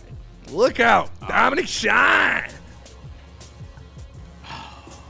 When they got kicked out conference finals? Yeah, I think so. They got the boot. Yeah, and they're full of 30-year-olds anyways. It's like talking about the Mud Hens winning their championship. Look Who out. gives a shit? Nobody cares. Yeah. We fell for that one. You know who doesn't talk about their minor league teams? Good hockey teams. That's so true. That's so depressing. That's where we're at. And we were dying on that shit like 2 years ago. Hell yeah, look at the sustained success with all of these fucking programs, except for the one that fucking matters. Yep. Little update on that hockey bet, that Carolina-Vegas one, parlayed with the Spurs. Yeah. Not looking so great. I actually didn't have the Stanley Cup. I had game 1, so I already lost. I thought it was game 1. Oh, no, you did. You were trying to do championship? He made it while he was teaching his dog how to swim. It was 6:40 in the studio. I did it stone cold sober. I did it stone cold sober in here and literally just completely botched it. So the app has been deleted. App has been deleted. There you go. That's It'll a be shame. back. Good for Nick. For football season, for the player props, for the boys. For the boys. For the boys. Yeah, it's tough. I thought that's what you meant. Oh. I wanted to have stake in the game throughout it all. Yeah, I like it. That's not for sure. Chase that dragon, and brother. 0 for 1 on both. Yeah. Get any reactions from that one last night? That blew my mind. Wemby played like ass. He's gonna go for 40 and 20 in the next game. Dude, the fact that Karl Anthony Towns was playing that good of defense on him, that was that was nuts to me. And that's not gonna happen again. The refs were letting him play last night. Yeah, they were. I wanted fuck with those that. refs for the entire playoffs. Yeah. Whoever that crew was, just every single game. It should you be, guys for sure. do every single game For sure. because that was honestly great officiating. Pistons would have made it further. That's for that's sure. damn right. For sure, we would have. And that's why, listen, I get it. Fuck New York. Fuck Brunson. Trust me, I've been in that for a long time. I do respect him. Like what he did last night without the whistle. Yeah. With the couple injuries. I don't know if he's just faking them at this point. This shit always happens. Brunson's way better than Shea, or for that aspect. Yes. Like the flopping stuff. Yes. He's way better than Shea or Harden. I agree. For sure. But he still does it. He does, but But he he's has my actually like a respect, smaller bro. guy. He's a you know? dog. Yeah. That's why he's his fucking even more. His shot making is Insane. Nuts. especially in the clutch. That one he had last night, the midi, Yeah. getting it up. Oh, come on, That man. 3 OG hit over Wemby, that was crazy. Hey, how about Dylan Harper too, man? Dylan Harper's the man. dude I've is liked coming him for a long time. That dude is. I was coming. pissed when they got him in the draft. coming. I He's knew gonna it. come. I fucking knew when they got him in the draft. I'm like, these motherfuckers. Just the guy Stephon Castle in the draft. Like, how? Yeah. How is everything just falling to him like this? It was Pride Month cat is dangerous, says Shad 216. That's actually That's first time we That see could it. be it, Dude, dude, the because claws he is He could sharp. be playing with He's getting superpowers some right now. good ass For real, tonight, man. How are things falling in line for the Spurs, may Who you got that ask? good D? Who got that good D? Because they already rigged the lottery for Wemby. I mean, they didn't want to give him 2 number 5 picks like the Pistons. Yeah. They wanted him to be the That's next like face. Toronto getting the number 1 pick in the NHL draft too. What the fuck is that? Yeah. And, I mean, Dylan Harper and Stephon Castle, it was 4 and 2 if I'm not mistaken, right, fellas? Yeah. So it's like, Yes. okay, the Pistons got 5 and 5. And 5. Like, could you imagine Didn't we get if 3? we would have got it was Oh, Ron- Ron, Ivy, and Asar. Yeah. yeah, it was 3. 5, I 5, thought you meant 5. like pick 3. I yeah, was like, no. terrible. Yeah. Like, could you Wish we got imagine pick if we 3, would have would've got fucking Chet. 2 and 4? Yeah. Like, you're talking about a whole entire different game. We're probably playing. Harper is a case Spurs clone, right now. says C-Note. He's Team Ukade. I will say that game did quickly, because I know we want to get back to football. That game did show you just that there is a gap between the Pistons and being a champion. Yeah. Like those two teams were playing at such a high level last night. That was a great game. The amount of ball handlers each and shot makers that each team has, crazy. Crazy. Shot makers. When they were just going shot makers. I think it was Must be end of the nice. first Must or be the nice. Must be nice. end of the second. I think they were just trading threes. I was like, what is Yeah. going on? Dude, Like, Even, up in even the Champagne was corner. hitting some. Penny is going Dude, crazy right now. Champagne's Did you been see what he did in balling. 7? Yeah, man. He's been balling. Bro, He's crazy. Imagine having 4 guys on the court at the same time that can create and knock down their own shot. Shot. Fucking Cat said he crazy. can handle Wemby's link. That's all right. Jesus. Go Spurs, go. Yeah, I'm on Spurs and I'm on the Knights. Cat was dude. on one last night. I want the Knights to win because I want Mitch Marner to win the Conn Smythe and for all of Toronto to cry. That's the only reason. Sorry. I thought you were doing some type of prayer or something. Just bored. Not bored, but Shout out June. Stop Shout bored. out June. Shout out to second best while we're shouting people out. Shout out to second best. Got the cookie skillet. They hooked it up for the boys, and they wanted me to tell you guys what's up. hell Shout out yeah. to second best, man. Yep. Great spot, great bartenders, great atmosphere. Right by the LCA. Yeah, if you're going It's down my to the go-to Tiger spot. game, Yeah. if you're going down to the And- Tiger game this weekend, check out second best. Tell them Woodward Sports sent you. And there's free parking on John R. right there. Yeah. So like it's Hey, come super. on, you should not have said that's worse. super That's bad easy for spot. us. Yeah, it's true. Idiot. I mean, there's a lot of free parking right over Allegedly there. in though. Roblox. for Yeah. GTA. All right, we're gonna go to break. We're gonna come back. We're gonna talk Lions. Kirby Joseph. Ugh, What- don't like to hear this. Real quick before we do, have your guys' opinions changed on the finals? I think all of us picked the Spurs. No. No, I before. picked You the guys Knicks. still. I picked the Knicks, but I said I was rooting for the Spurs. So When did you pick the Knicks? Was that off of I air? said that. Knicks. What the No fuck you did it? way. I said I don't You're know gonna if have we to pull predicted- that tape. It's I like- don't this care is that like much. we- You guys got it. You bro. did I don't not care. pick the Knicks, dude. I don't know if we predicted don't it. I care know that Chris deeply. said it's going to I go don't, think late. we, I don't think we asked each other. Damn. Oh, you I guys said might. I You guys was- might did it yesterday, last I was night. rooting for Maybe. 2 outcomes. I was rooting for Spurs in 4 or Spurs in 6, so that the Knicks lost at home. That is what you That's said. what I You said. did say that. But I said that's what I'm rooting for. I said I think the Spurs or the Knicks. No, I did say that. I don't think you said that. Do you guys think the Spurs are going to still win it? Yes, I do. Easy. I don't. It's over, Chris. It's over. I can't wait for Chris to switch up on this. He does it every time. He did it bro. with the Drake stuff too. He got caught on the other pot. I got. He had a whole Drake stand group and a whole Kendrick stand group. The only thing they agreed upon is Chris switches sides and the Drake comes dropped. Because I was dropping on Kendrick's post ice cubes and stuff. I was just trolling. Chris I was having plays fun. both sides, so he always comes out on For top. sure, dude. If he's like this on Juneteenth, where's he at on January 6th? That's true. Whoa. both sides. We gotta see if Chris was. We gotta see if Chris was working on January 6th. Yeah, where were you? Bro, I would have looked like Bigfoot there. I would have been. Yeah, You would've like, fit right yeah, in. we definitely known you were there. Yeah, for sure. dude. I'm fucking. Shad says Spurs in 5. That's crazy.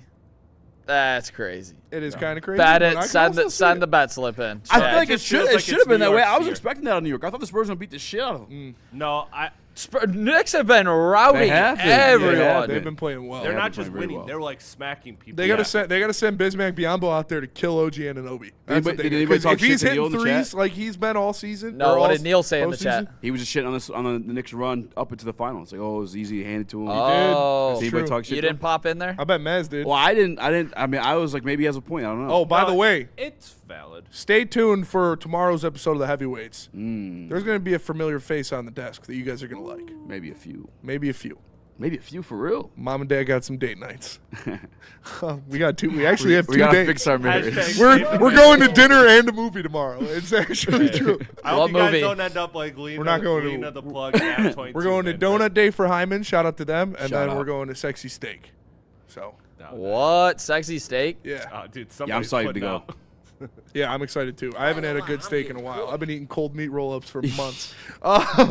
Let's all right. Good. Let's go to break. We'll come back. We'll hear what Dan Campbell. Cold meat roll-ups. Cold meat roll-ups. I thought you heated them up. Nope. That was a lie. I've thrown them in the toaster before. We gotta get them in an air fryer. Yeah, no, I would never use it. It's phenomenal. Yeah. Make sure you guys stay tuned because coming up after break, we're gonna hear what Dan Campbell had to say about the health of Detroit Lions first-team All-Pro safety Kirby Joseph. But first, Chris, where are we going? We are going to Thrive. Thrive. I'll tell you about your daddy's dip. Okay. All right. What? Happy June. Juneteenth. Happy June. Most people think energy comes in a 16-ounce can full of sugar and neon-colored liquid, but you know better. It's time to upgrade your game with Thrive energy pouches. No jitters, no sugar crash, just zero bloating. Thrive can be found online at dipstop.com. Remember to use promo code WSN for 15% off your entire order. And exclusively at all Market Fresh locations and Market Square locations. Yeah. Thrive. Clean energy, zero distractions. They just effing work. Shout out Xavier D. He said, Spenny, I made fun of the meat roll-ups until I realized I eat them quite a bit. Shout out.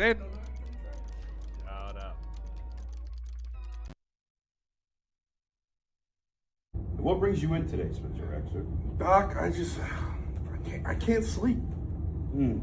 Why is that? I got a lot on my mind. I feel like I'm not streaming enough. Streaming? I don't know. I feel like I'm letting down the listeners. Is there anything in your life you think you can take action to change this? You know, I was talking about, Woodward Heavyweights 5 to 7 Monday through Friday on the Woodward Sports Network.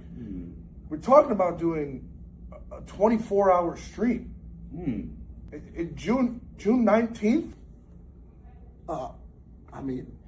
Is that okay? I'm only half. Yeah, so Woodward Heavyweights second subathon, June 19th. And an all-night stream. That can fix it? I mean, you're the doctor. You've been taking... Sweetie.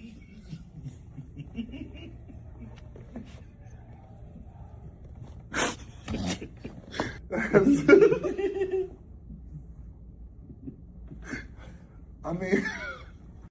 Some days call for light, others lean bold. What about everything in between? All Day IPA, the easy choice for every day. Citrusy, crisp, refreshing. Flavor you can float with. Light on the hops, big on refreshment. One's great. 2, even better. Brewed with you in mind. No shortcuts, no fuss. Big on flavor, never too much. All Day IPA. Hop into Easy.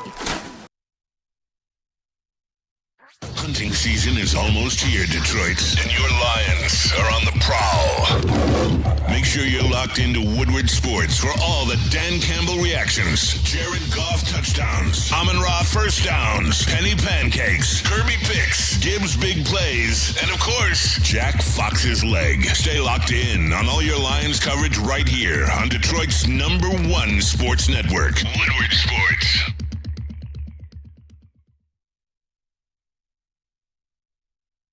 Buddy's Pizza, and you don't need anything to crave it. Buddy's Pizza, home of the original Detroit-style pizza. They've been doing it for 80 years. They got everything. You've seen it on the Woodward streams. They got pizza, they got salad, they got wings, they got the meatballs, they got it all. So make sure when you use or when you get Buddy's Pizza, you save 10% with that promo code 10meal. That's 10meal at buddiespizza.com. Check it out. With Kirby, it's a little bit different than maybe an ACL or Achilles, where you've got like this very clear timeline and a lot of data to work from. Just based on what you know through the process he's taken this offseason, whatever specialist he might see, what is your confidence level that you're going to be able to get, Kirby Joseph, what you expect out of him this season? Yeah, really, I don't know. I honestly do not know. I know this, we've done everything we can do, and he's done everything he can do to this point, and we are trying to be as smart as we can and not push this until we absolutely have to, because once we've done that, then we'll know one way or another. And it's not worth it right now. We're just slowly building, continuing the strength in there. He's getting treatment. He's done some of these different things at different places to try to help. So I feel good about that.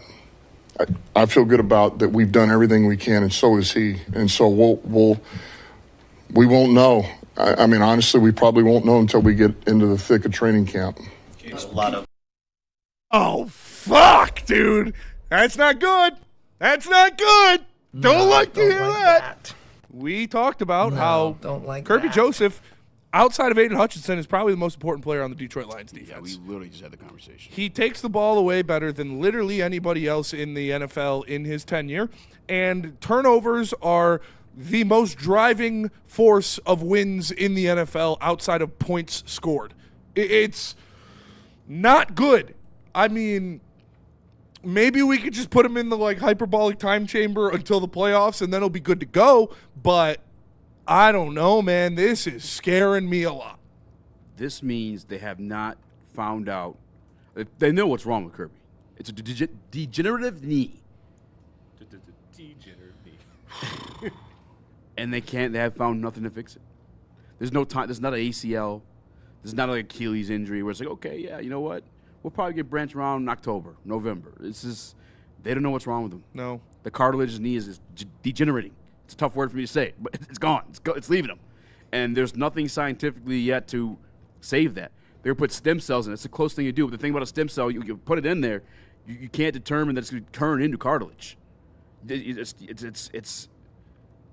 It's bad. This is bad. This is DEFCON 1, fellas. This is the worst possible answer that we could have gotten from Dan Campbell besides saying Kirby Joseph is retiring from the game of football. Yeah. Straight up. This team last year, in 6 games, Kirby, how many picks? 3 picks, 4-2, leader on that back end of the defense. The year before that, led the league in interceptions.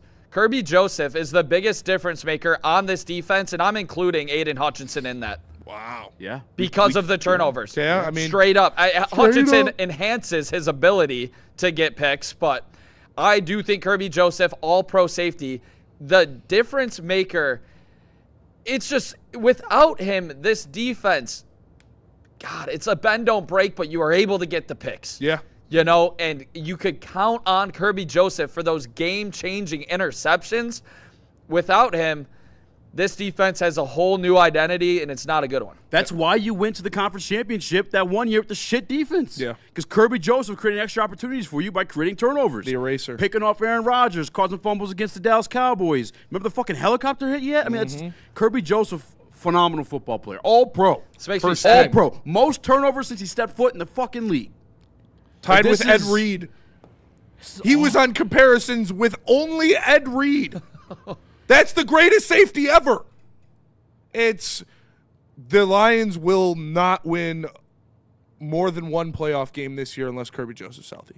I don't even know if they get one. I think they could get one. I think they could get an easy matchup. They can. Showtime Tate with the super chat says, what size shirts do you guys wear? I wear a 2XL.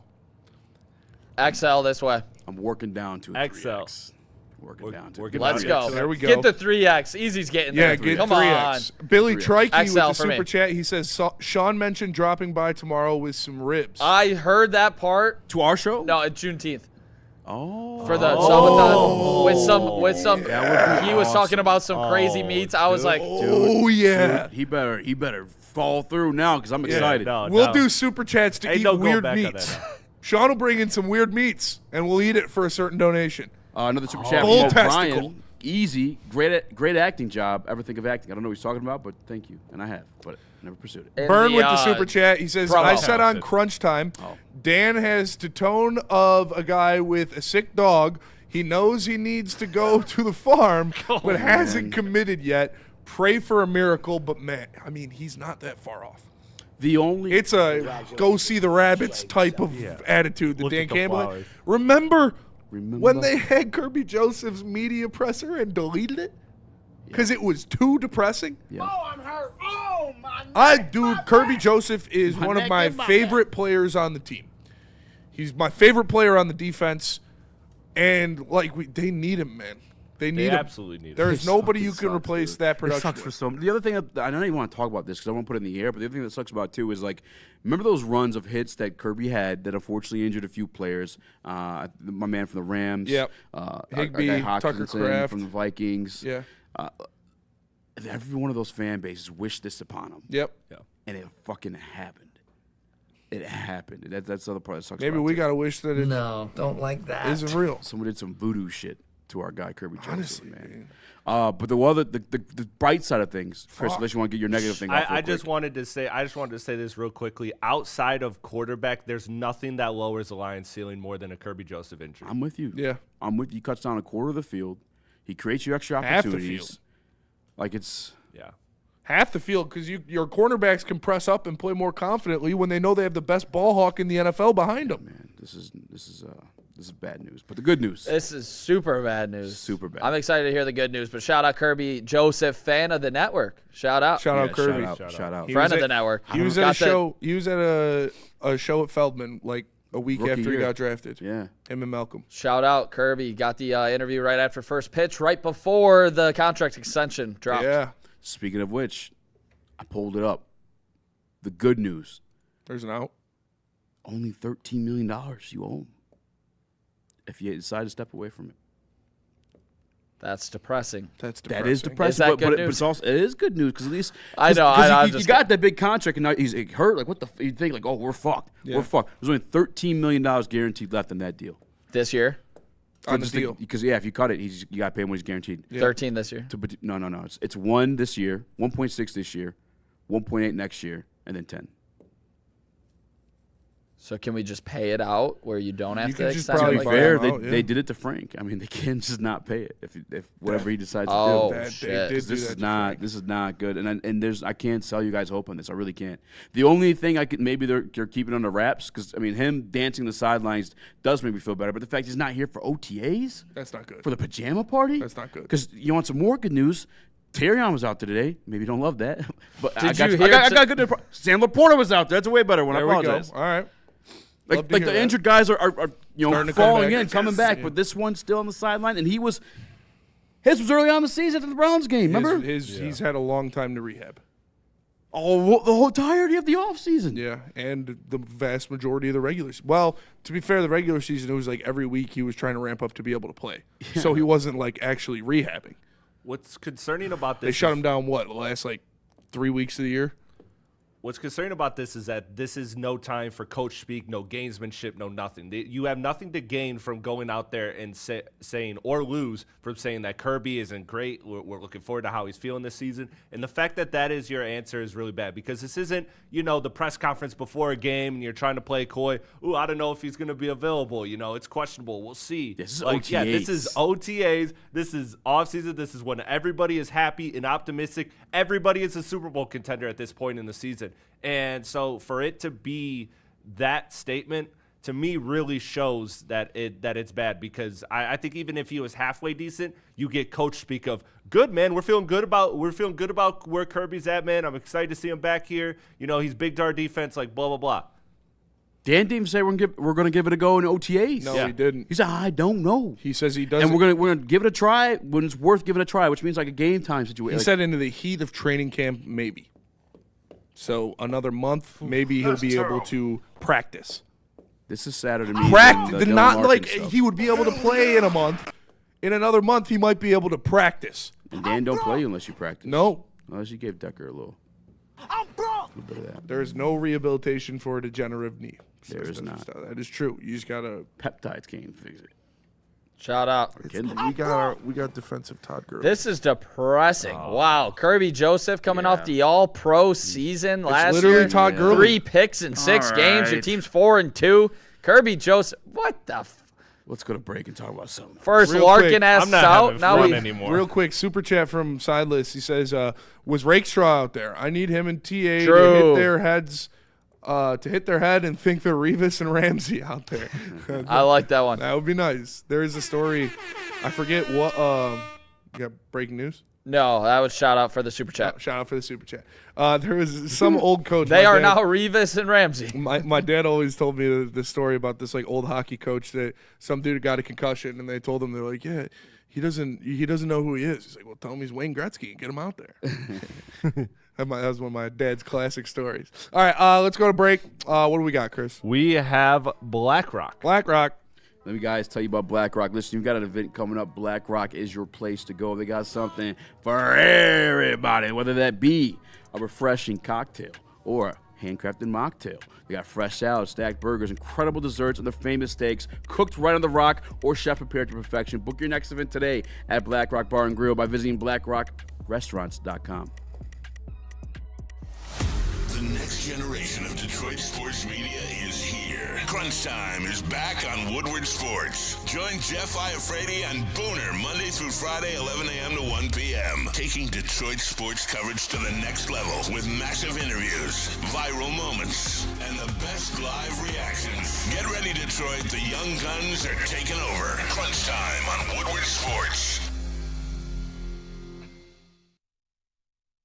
Thrive Energy pouches give me the energy and clarity to find and beat the shit out of every opportunity that shows its face. Live and direct, I'm back on set action. Create the wave, we cannonball splash 'em. Mic cord swinging, get your head chopped. Point blank, dead stop. 16 bars in a headlock. Thrive Energy pouches are for the people who actually want to win, not for the crybabies out there who are happy with a participation award. There's 0 sugar, so give Thrive a try.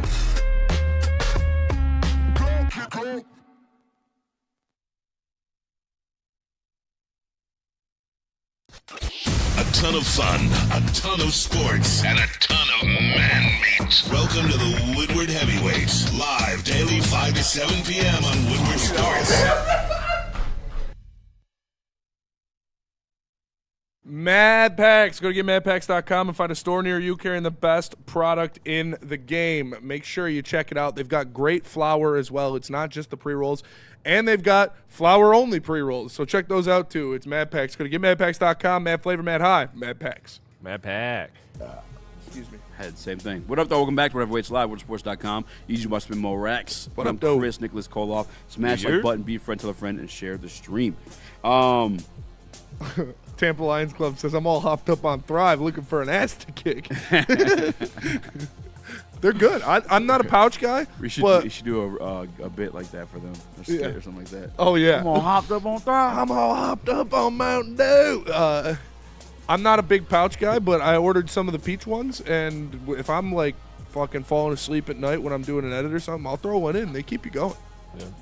We gotta get side content of Gordo just giving them to the people out on the bench. Yeah, Gordo all passing out candy. Thrive to the homeless around the city. That would be funny. That would be funny. Shout out to Gordo. Lions, baby. The only Lions not on the field today were Kirby Joseph, Brian Branch, and Ben Barch. Okay, so Rake was out there.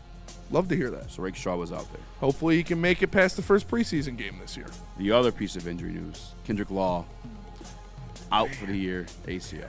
Yeah, it sucks. That does suck. I had some hope for that kid. I had some hope for him, too. I thought he was a pretty viable competition for the Khalif Raymond role. And he donned the number 1 at Alabama. Yeah. Jameer. J-Mo. Mm-hmm. Like and they said in practice, they're like, damn, he's a lot faster than we thought. Yeah. That's what caught his eye for Brad. Damn, man. Brad caught him once at Alabama. Yeah. And so I'm going to Kentucky. He said, God, that's the same motherfucker. I got to go. Damn. Ethan's trying to stick me for my paper. Yeah. I feel bad for the kid. I mean, great sign for Greg Dortch, though. Greg Dortch, yeah, for sure. Maybe Dominic Lovett can use it as a, because I thought he was going to be, I don't want to say a lock, but definitely going to be returning punts and kicks. So hopefully it's not, Craig Reynolds isn't on the team anymore. Grant Stewart isn't on the team anymore. They don't have a lot of returners now. Those guys should have been returners in the first place. That's why it's a joke. But I think, That's fucking crazy. yeah, 2 guys with no burst at all. That's wild to think about. I think that I really liked Law for that spot, so that does suck.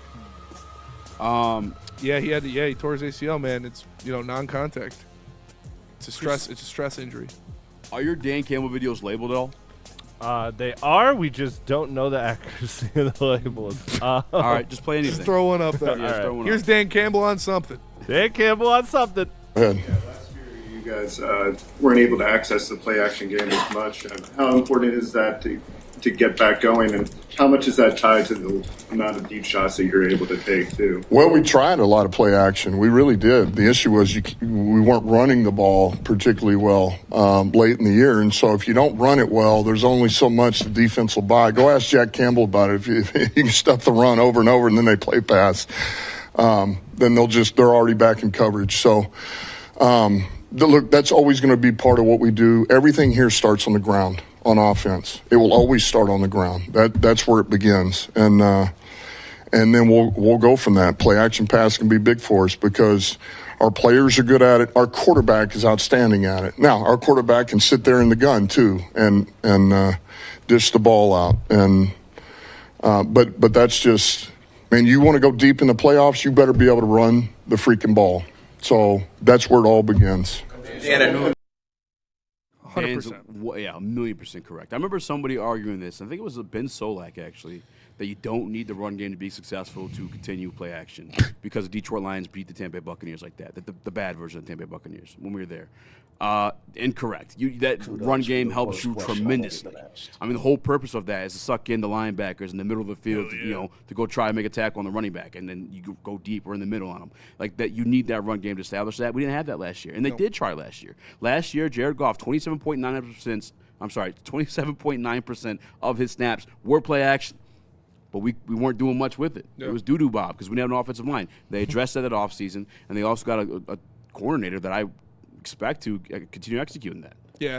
Play action without a run game is like Asar Thompson pump faking a 3-point shot. Like, nobody's buying it. Don't worry. So you need a guy. That was bars. Oh, thanks. Nick loved that Yeah, part. Nick loved that one. You needed to upgrade the offensive line, and you needed to change the blocking scheme in the run game. We talked about, obviously, both of those things just completely hampering what Jahmyr Gibbs was doing in the backfield. Even David Montgomery struggled getting it going because they were getting hit so early. Ben Johnson did a fantastic job of scheming up a run game. Drew Petzing is very similar to that. He's got a very good run scheme, and he will get some things creatively going in the blocking game. Cade Mays and Blake Miller will help this team run the ball.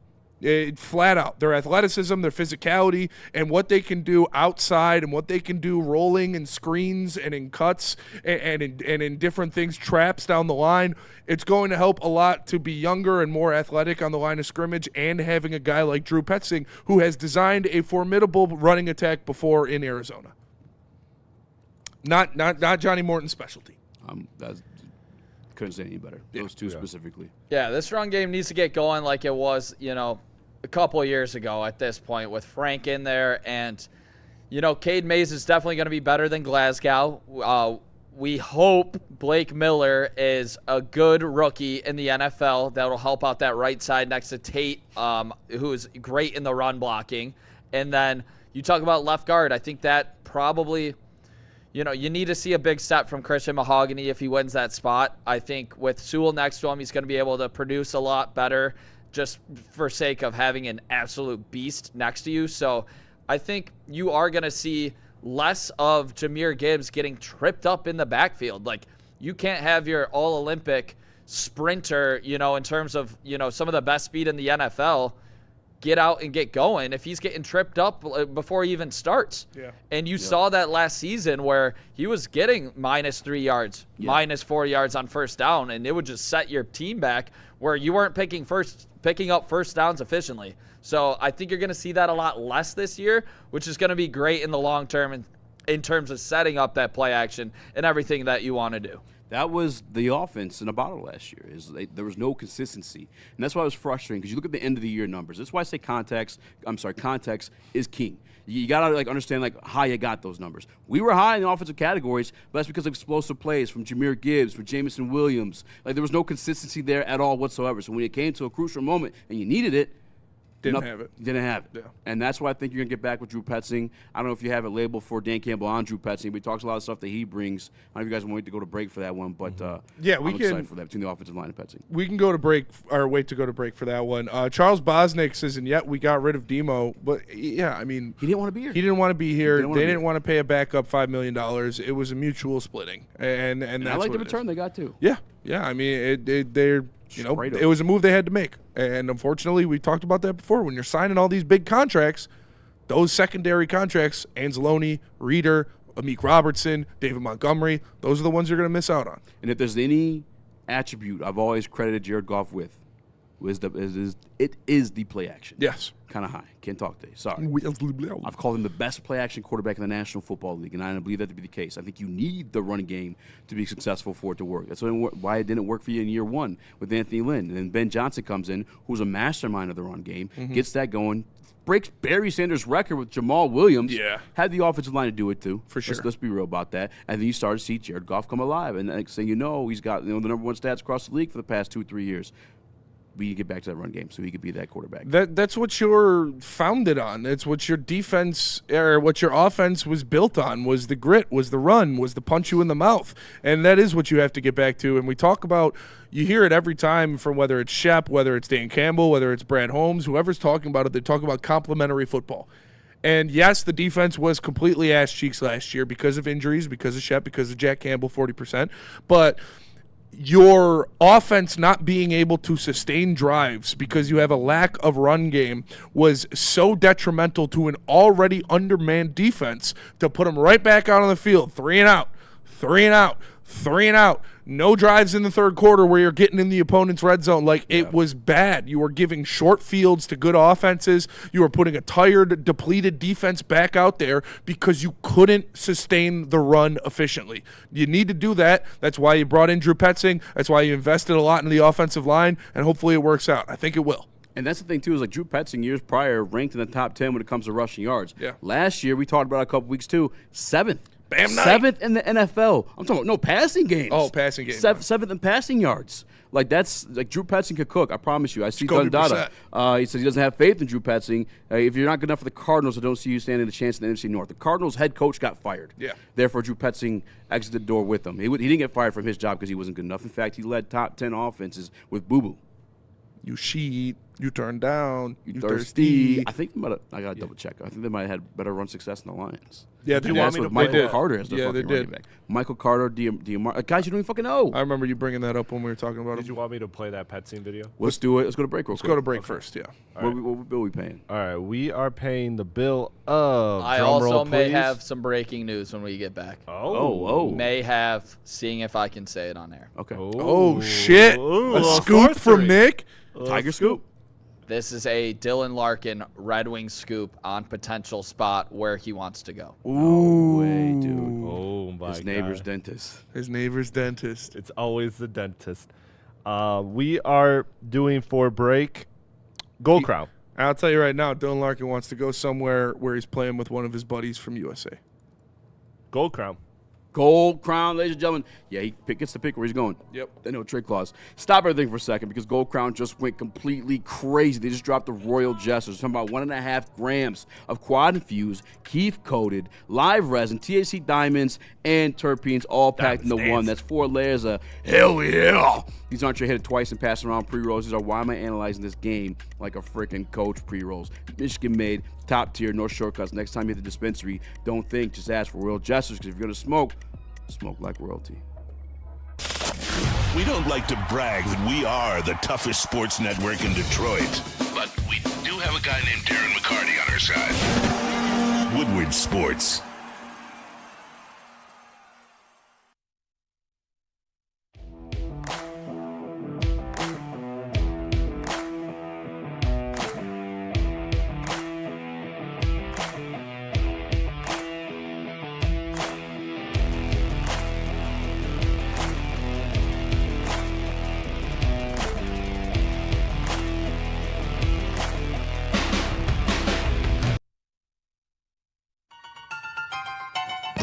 Tigers of summer are ready to get back to the playoffs, and there's no better place to get your Tigers coverage than Woodward Sports. Join us all season long as we follow as our hometown Tigers claw and fight. This ball is gone. Boys are back in town. Feel the roar with Woodward Sports. Water hazard, let's go. The best drink in the bullpen here at Woodward Sports. You guys know water hazard is the best drink right now that we have in tap. We're excited to add water hazard to the bullpen from our friends at Founders. You've probably seen that bright blue drink. Yeah, that's a water hazard. Best served over ice with a slice of lemon preferably. It's a vodka-based cocktail at 5% ABV. That's citrusy, refreshing, and gluten-free. It's also the very first canned vodka cocktail from Founders, and it's perfect between innings or even between rounds. So next time you're out, get in the drink with Water Hazard. Please drink responsibly. As you see it, what's the biggest improvement that Drew is bringing to the offense? I think just everything being tied together. You know, there's one voice, and then it spreads from there. You know, we have an outstanding staff. I really believe that. I think, man, those guys across the board are really good, and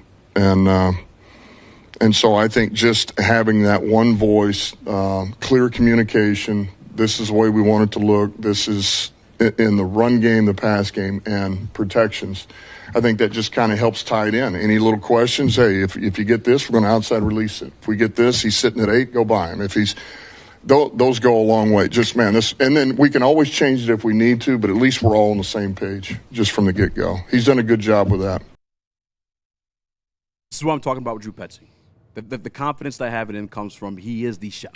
Yeah. This is his offense. He's the one running it. He's not trying to replicate what Ben Johnson's doing. There's not too many cooks in the kitchen trying to all detail the same concept. Like, I love having the fact that we have David Shaw in that room as a former head coach and a sound mind, the guy that loves to run the football. But him and Johnny Moe, like, that's just there's two different voices. Yeah.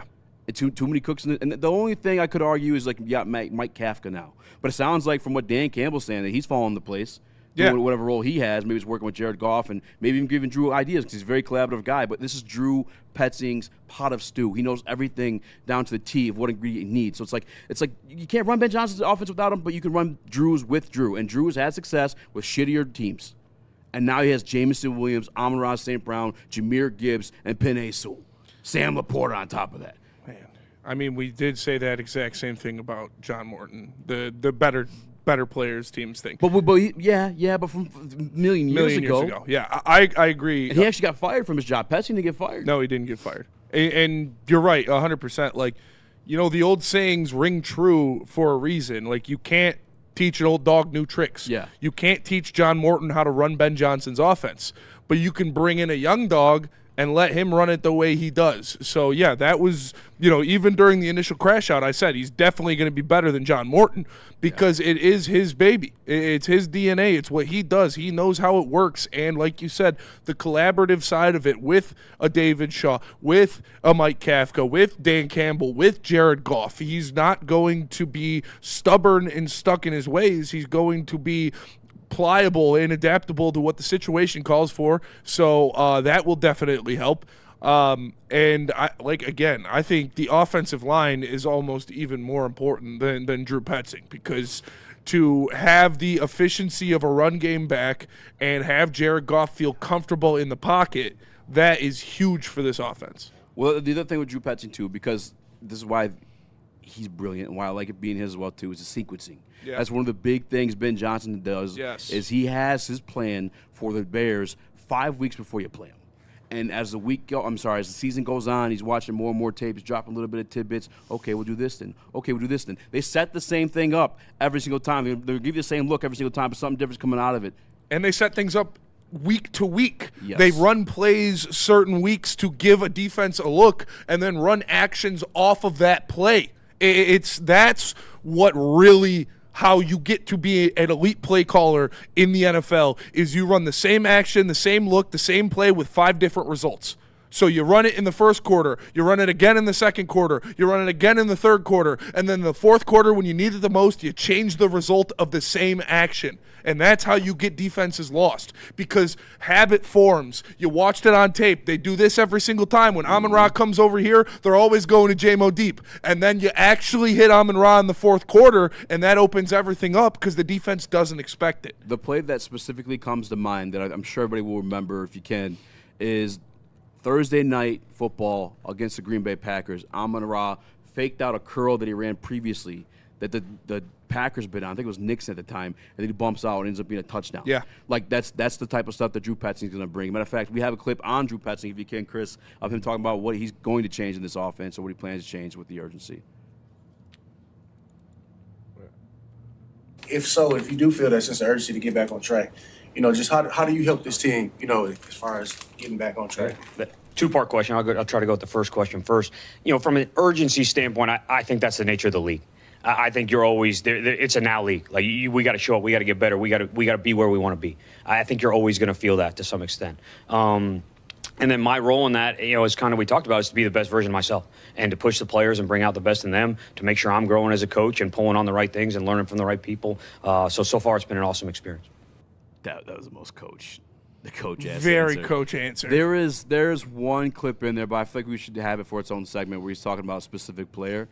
And that's why I feel like the genius coming out of him. Because, again, you have all kinds of different players. You can put them in the spots that they earned or that they excel best at. Yeah. And that's where you're going to use them. Like Morton, although you love J-Mo, you know how to fucking use J-Mo. No, and he knows how to use weapons. Look at what Garrett Wilson did with those offenses. Look at what a guy like Trey McBride did in his offenses. Or Michael, not Garrett Wilson. Who's their – what? The running back? Cardinals wide receiver that actually had a really good year. Michael Wilson? I think Michael Wilson. Wilson was there Michael Wilson. Kirk was there for a minute. It's not hard to see what he does well in Arizona. And I think the biggest three factors of why I believe in the Lions offense, being more complete and an actual better offense. One is the improvements to the offensive line. Two would be Drew Petzing establishing his system over Johnny Morton's. And then three would be Sam Laporta being back, because that is huge, both blocking-wise and for Jared Goff. But the number one thing, like you said, Spinny, is the offensive line. Yes. So if the offensive line is able to stay healthy, keep Jared Goff clean, then you could have success with that play-action pass. You could have success with Jahmyr Gibbs. So that is number one thing. And to me, there still is a little bit of a question at left guard. Yeah. I do believe that. I think so too. But again, when right guard was a rotating door, and it was throwing in Dan Skipper there sometimes. It was throwing Frank, in other though. guys. What? Was Frank, though. Yeah, but there it's also Penei. Playing next to Penei Sewell definitely makes people better. And so I'm glad Penei's on the left for Mahogany or for Miles Frazier or for whoever that ends up being. And shout out to Denver Blair, who's saying he's keeping receipts for the people that believe in Drew Petzing at Woodward. Go ahead. I wish they kept him for the people that didn't believe in John Morton, because I'll be on that motherfucker. Heavy. I was disappointed with that hire. Yeah, I mean, Petzing is saying, and obviously, I watched the Inside the Den, whatever they do, he sounds like I can 100% understand why he won the job. Yeah. He goes in, he knows what he's talking about for sure. He just needs to prove it with this team.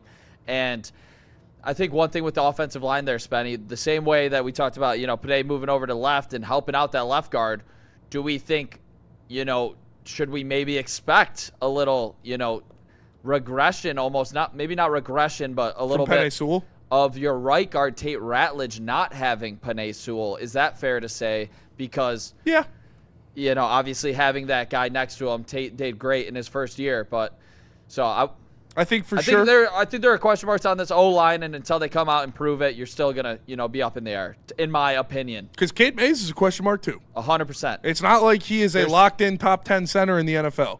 He's got very good upside, and he had a good year that turned a lot of heads last year, but he was cut from a team 2 or 3 years ago. 6th round pick, if I'm not mistaken. Sixth round pick, yeah. So it's not like he's this prominent, no doubt superstar. I do think, obviously, he's going to be a lot better than Graham Glasgow, but it is still slightly a question mark. I guess the one thing I give him, and it's obviously, like you said, an upgrade, is the athleticism. And Yes. you mentioned that a little bit earlier, too, Yeah. is like, at least I can coach him into the right position. Yep. If he's not going to execute and be elite. But let's go to break. I believe it's about that time. Am I? Yeah, I think so. Yeah. Where are you at with this O-line there? Easy with the right guard, center, left guard, or not, excuse me, center, left guard, right tackle. Are you expecting all of them to be above average players? Left guard. Center, yes. I'm worried. Left guard, no. Right tackle, yes. And specifically in the run game for all three, in my opinion. Left guard, I'm nervous about just because we haven't got any type of consistency out of that. Out of the people we already have in that locker room, the ones more likely to win that competition are Miles Frazier and our guy Christian Mahogany. And then there's one wild card in Ben Birch, but he can't stay healthy. He's one of those type of guys too. So it's tough to have faith in that. And even if he is healthy, him missing time already, you need the continuity in that offensive line, especially when it's going to have to run the ball as often as we are. It's a premise of this offense. Dan Campbell's told you got to run the ball successfully, set up play action, and we have the best play action quarterback. We want to utilize him in such. But left guard's my only question. I really wish they addressed that at some point. All right, tell us about Pure Psych, Spenny. Pure Psychiatry. Listen, we know that you struggle sometimes. We all struggle sometimes. It's a tough world out there, and it's no shame to need somebody to talk to. You can go to PurePsychMI.com, find one of their 18 locations, and get somebody that will cater a plan specifically to what you need, because everybody should have somebody to talk to. It's important, and it can help. And obviously, we know with recent events, mental health is a serious, serious problem. And no matter how tough you are, no matter how successful you are, everybody needs somebody to talk to, because everybody gets down, everybody gets low at some point. Rest in peace, Claude Lemieux. Rest in peace, Claude Lemieux. And don't let it progress to the point where you do something that you can never undo. So PurePsychMI.com to get the help you deserve. What brings you in today, Spencer Raxter? Doc, I can't sleep. Why is that? I got a lot on my mind. I feel like I'm not streaming enough. Streaming? I don't know. I feel like I'm letting down the listeners. Is there anything in your life you think you can take action to change this? I was talking about, Woodward Heavyweights 5 to 7 Monday through Friday on the Woodward Sports Network. We're talking about doing a 24-hour stream. June 19th? Is that okay? I'm only half. Yeah, so Woodward Heavyweights second subathon, June 19th. And an all-night stream. That can fix it? You're the doctor. You've been taking. Sweetie.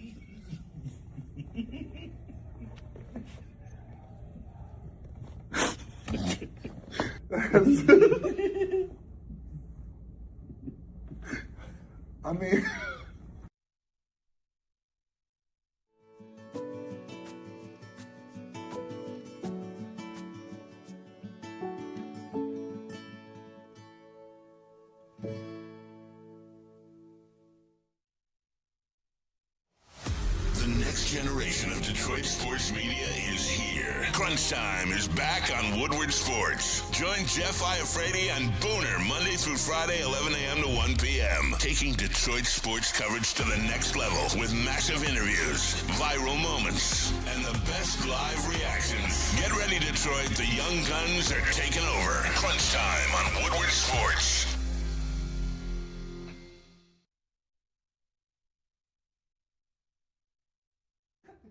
All right, here we go. Mortgage Pros. Are you looking for a career upgrade? Check out Mortgage Pros, the number one mortgage broker to work for in the state of Michigan. We saw their incredible company culture firsthand at their annual block party. Their team truly loves what they do, and it shows. With 4.9 stars on Google and over 4,000 reviews, their reputation speaks for itself. So if you are looking for a new job, give Mortgage Pros in Troy a call at 248-416-1361. Mortgage Pros, let the pros handle it.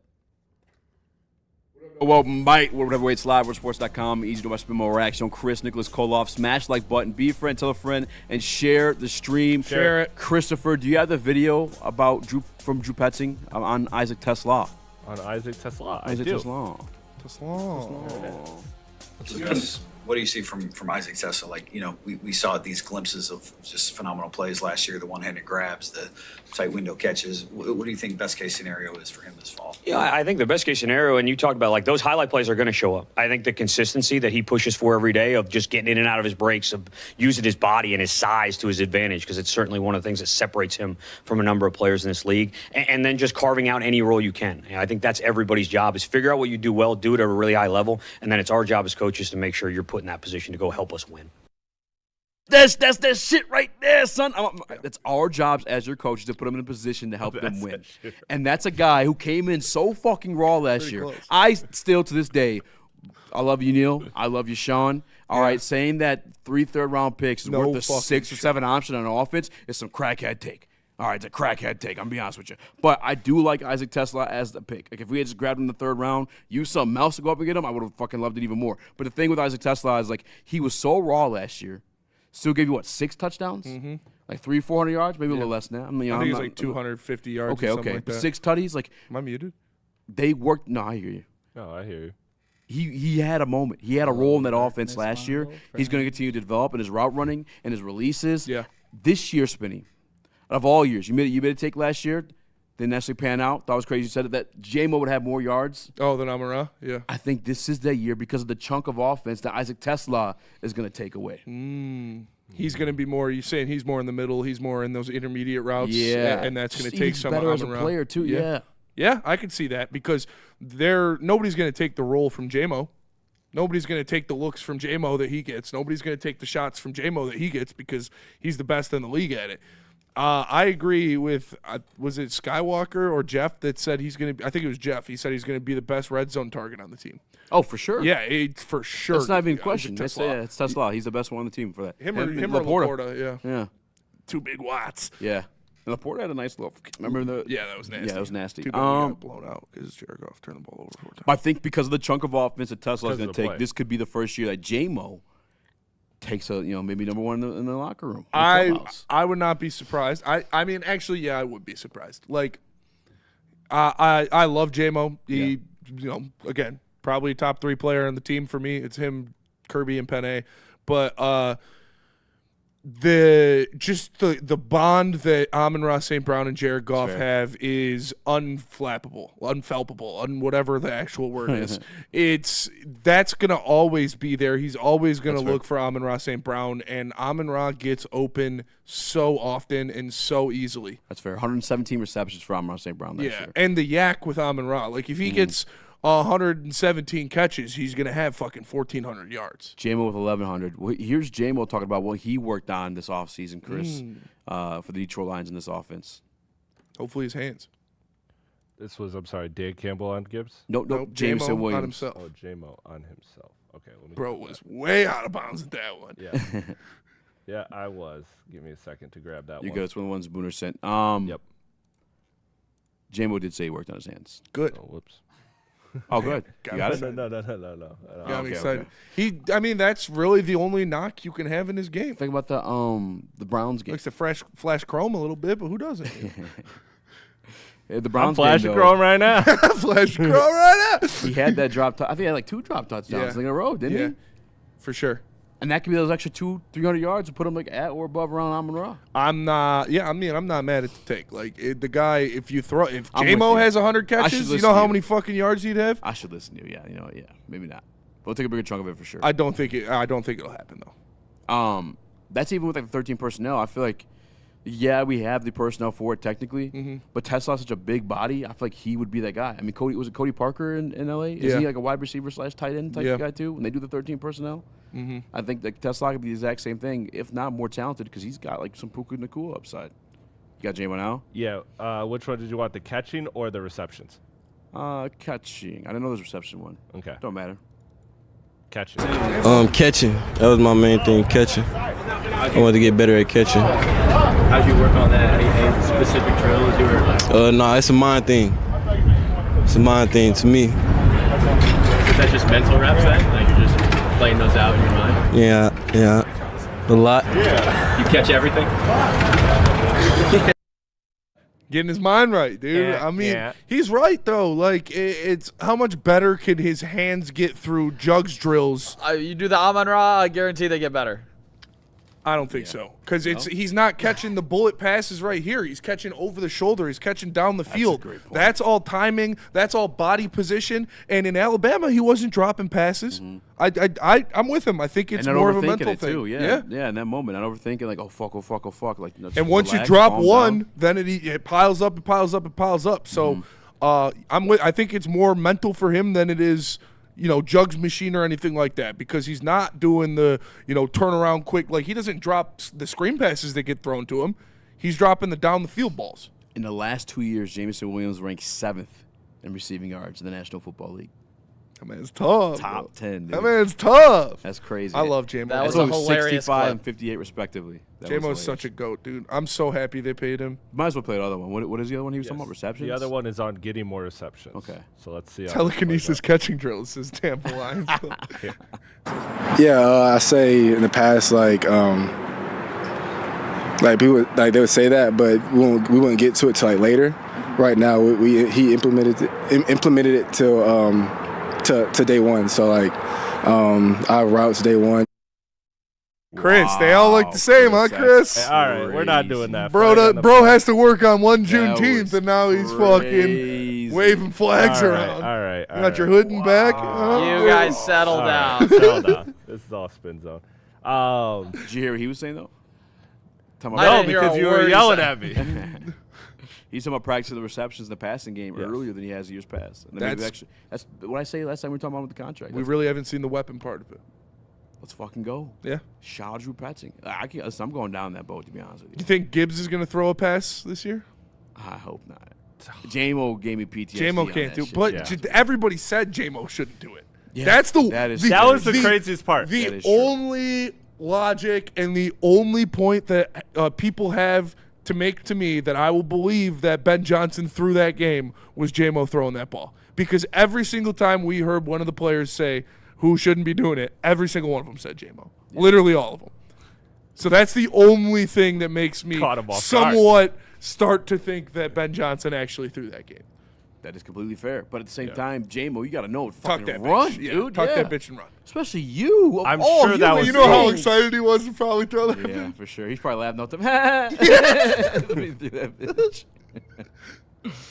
Oh, man. I'm fucking ready for some football now, man. I guess it was a light practice today, too. That's probably why Terrion and them were out there. I'm ready for football, too. Yeah. But even just talking about the offense, wanting to see, like, I'm bought in. I just can't. I got to mentally block the Rams from my head and be excited for football again. Yeah, because we got better. If we're talking about our team specifically, we did get better. And God damn it, like, when healthy, we're fucking tough, man. We're not. We got a lot of Kirby, goddamn. Dude, the Kirby shit is just hard. And Branch and fucking Dortch, Ben Barch.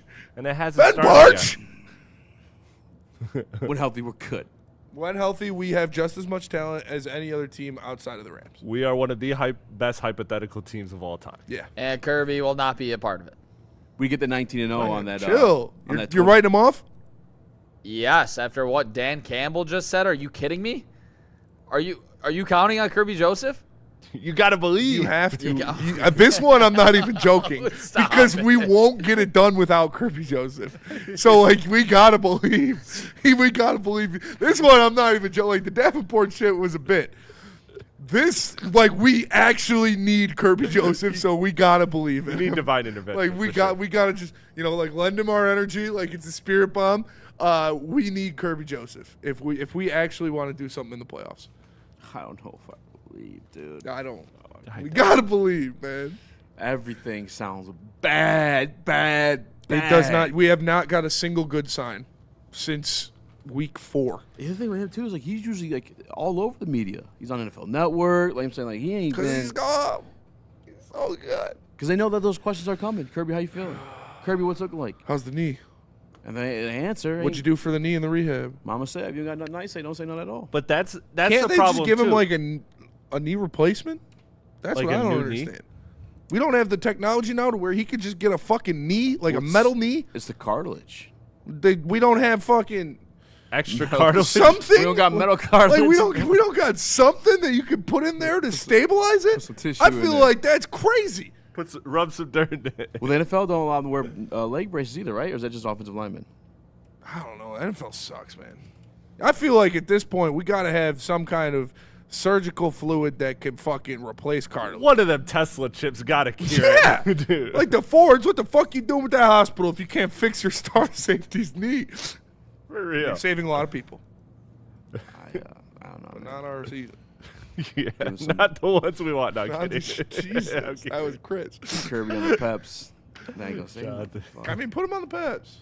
Put him on the Peps. Why not? Put him on the Peps. Put a little pep in the step. For real though. I don't want to like go back into a negative thing, but you guys talking about this does make me think about, even when healthy, how much do you think he's actually going to trust that knee? If you, like you said, he is being like recluse, avoiding media and all that. Like, I mean, we saw him come back like literally the game he hurt it.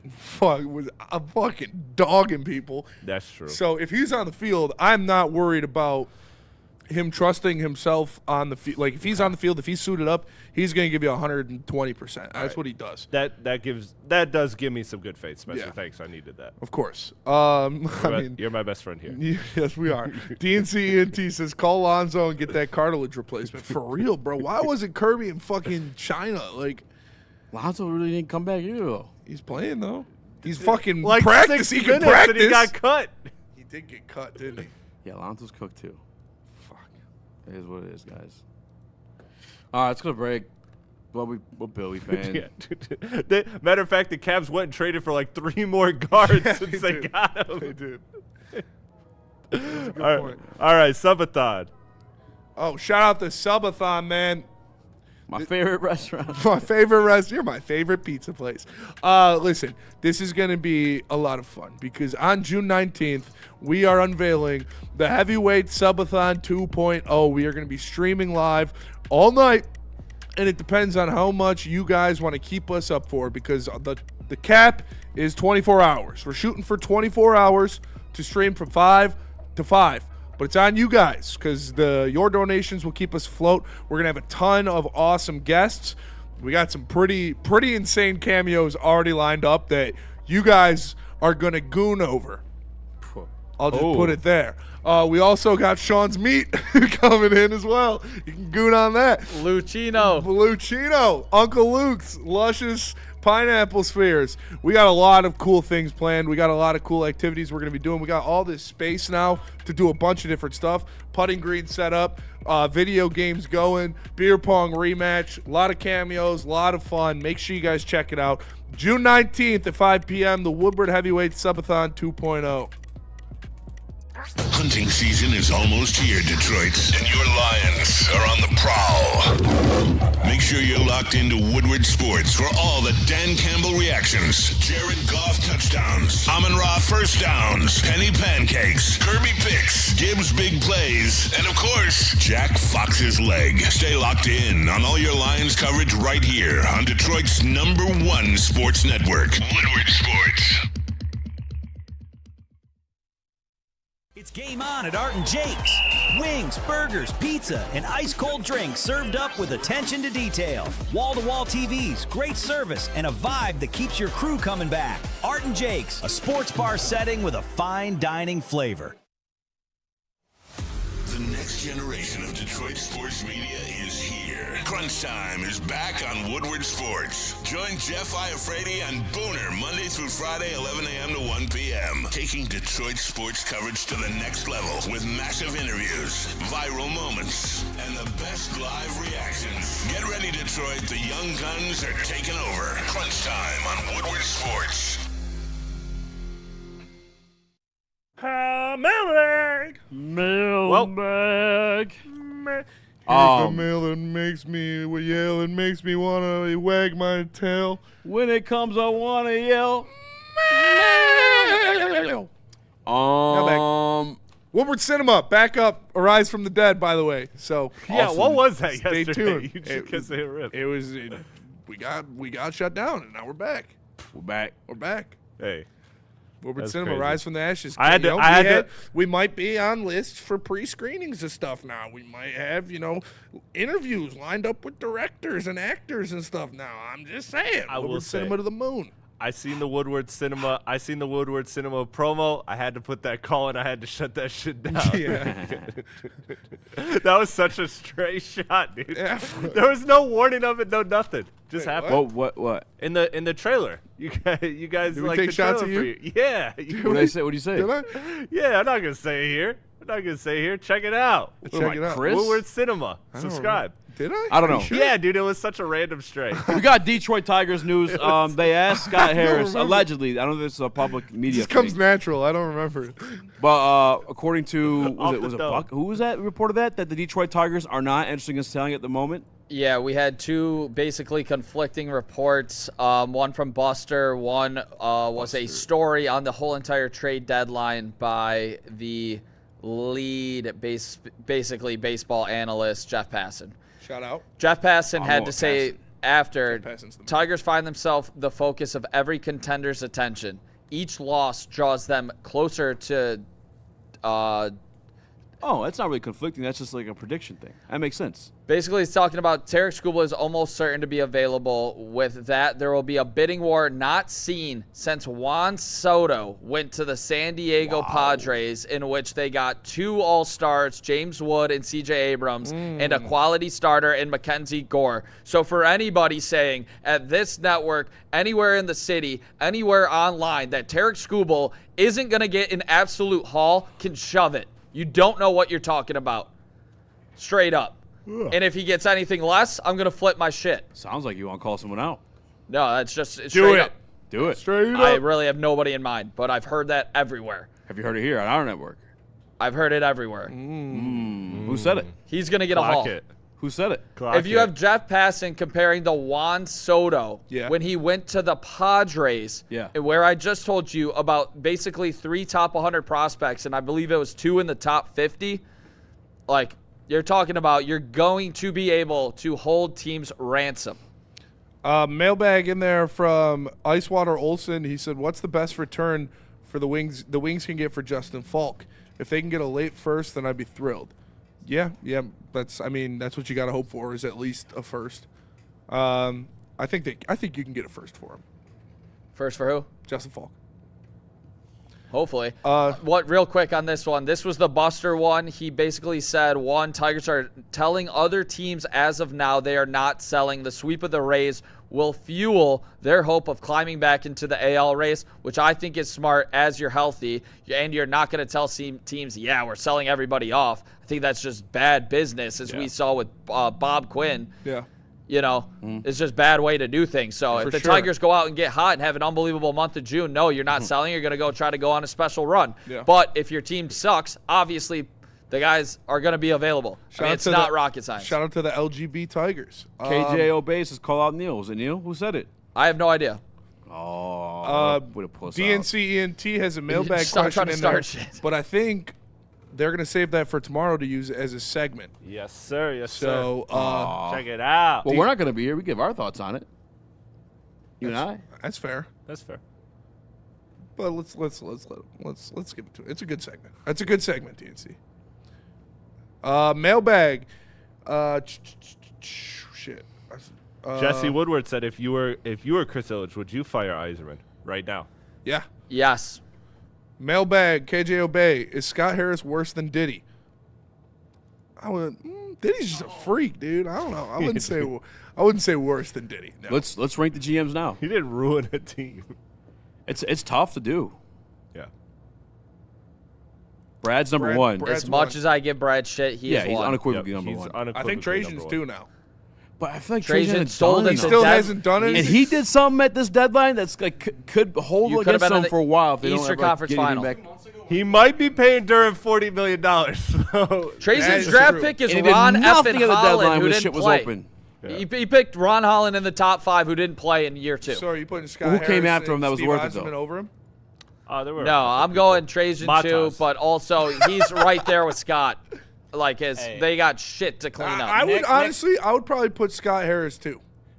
I got to hold Nick accountable. Nick, didn't you say, I remember this conversation like 2 months ago, didn't you say that Scott Harris was like 1 or 2? I did have him 1 or 2. I think Scott Harris is 2. 2. Yeah. I think we were both in lockstep. Yeah, he we were drafted arguing Kevin about that. McGonigal. He I just pulled up mine. I'll see if Framber yours is there. Valdez. I mean, I think it's not his fault people got hurt. I think JV signing was bad, obviously. Kenley Jansen was bad, obviously, as of right now. But, yeah, the whole team got hurt. Nick did say Steve Yzerman was last. Did see that. Yeah. Trajan got us Javonte Green. Trajan, like you said, Trajan And hasn't Tobias. done Yeah, enough. no. He hasn't really Trajan done too. much to Oh, Trajan be too. like anywhere on this list yet. Yeah, he's almost like an incomplete grade right now. Yeah. But all of his this summer though. This summer will the Duran contract is a huge factor, and bringing in an actual player is a huge factor. We can revisit Nick had once Stevie after number free 1. agency. Nick had Stevie number 1. I was getting back at him. I've been calling Stevie. can't I've been find calling yours. for Stevie's head for a long time. Yeah, you did it before. It was Mailbag. What team do you think Larkin will go to? The Wild. If I had to guess. It's gonna be one of the teams that has some of his buddies from Team USA. Minnesota's got 2 of them. They got a lot of assets. Well, he's got a buddy from Team USA and a buddy from Michigan, too. Yeah. So it's Minnesota. And Boldy. Like, Boldy played on Team USA, too. Boldy James? Matt Boldy. Matt Boldy's the man. I love Matt Boldy. Somebody said trade Matt Boldy or trade Larkin for Matt Boldy. Why would Minnesota do that? Matt Boldy's a better player than Dylan. Yeah.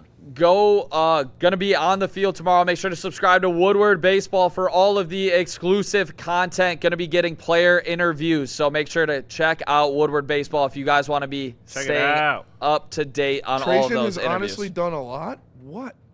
He hasn't really done a lot. He drafted Ron Holland. He traded Jaden Ivey.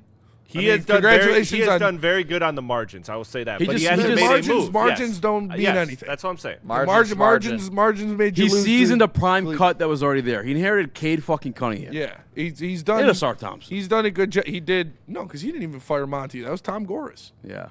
So he did hire JB. He hired JB. I think they said didn't Tom Gore say that he's giving Trajan the chance to evaluate Monty? Because wasn't there like a report that he was kind of like Tom Goris cut the check. I think he was cut before then. Tom Goris cut the check, got Monty. I thought that I'm not giving I thought that he Trajan was any credit evaluated. for Monty Williams not being here. I will give him credit for hiring JB. Yes, but on things that like actually affect the team in a good way, that's pretty much it. I mean, like, yeah, sure.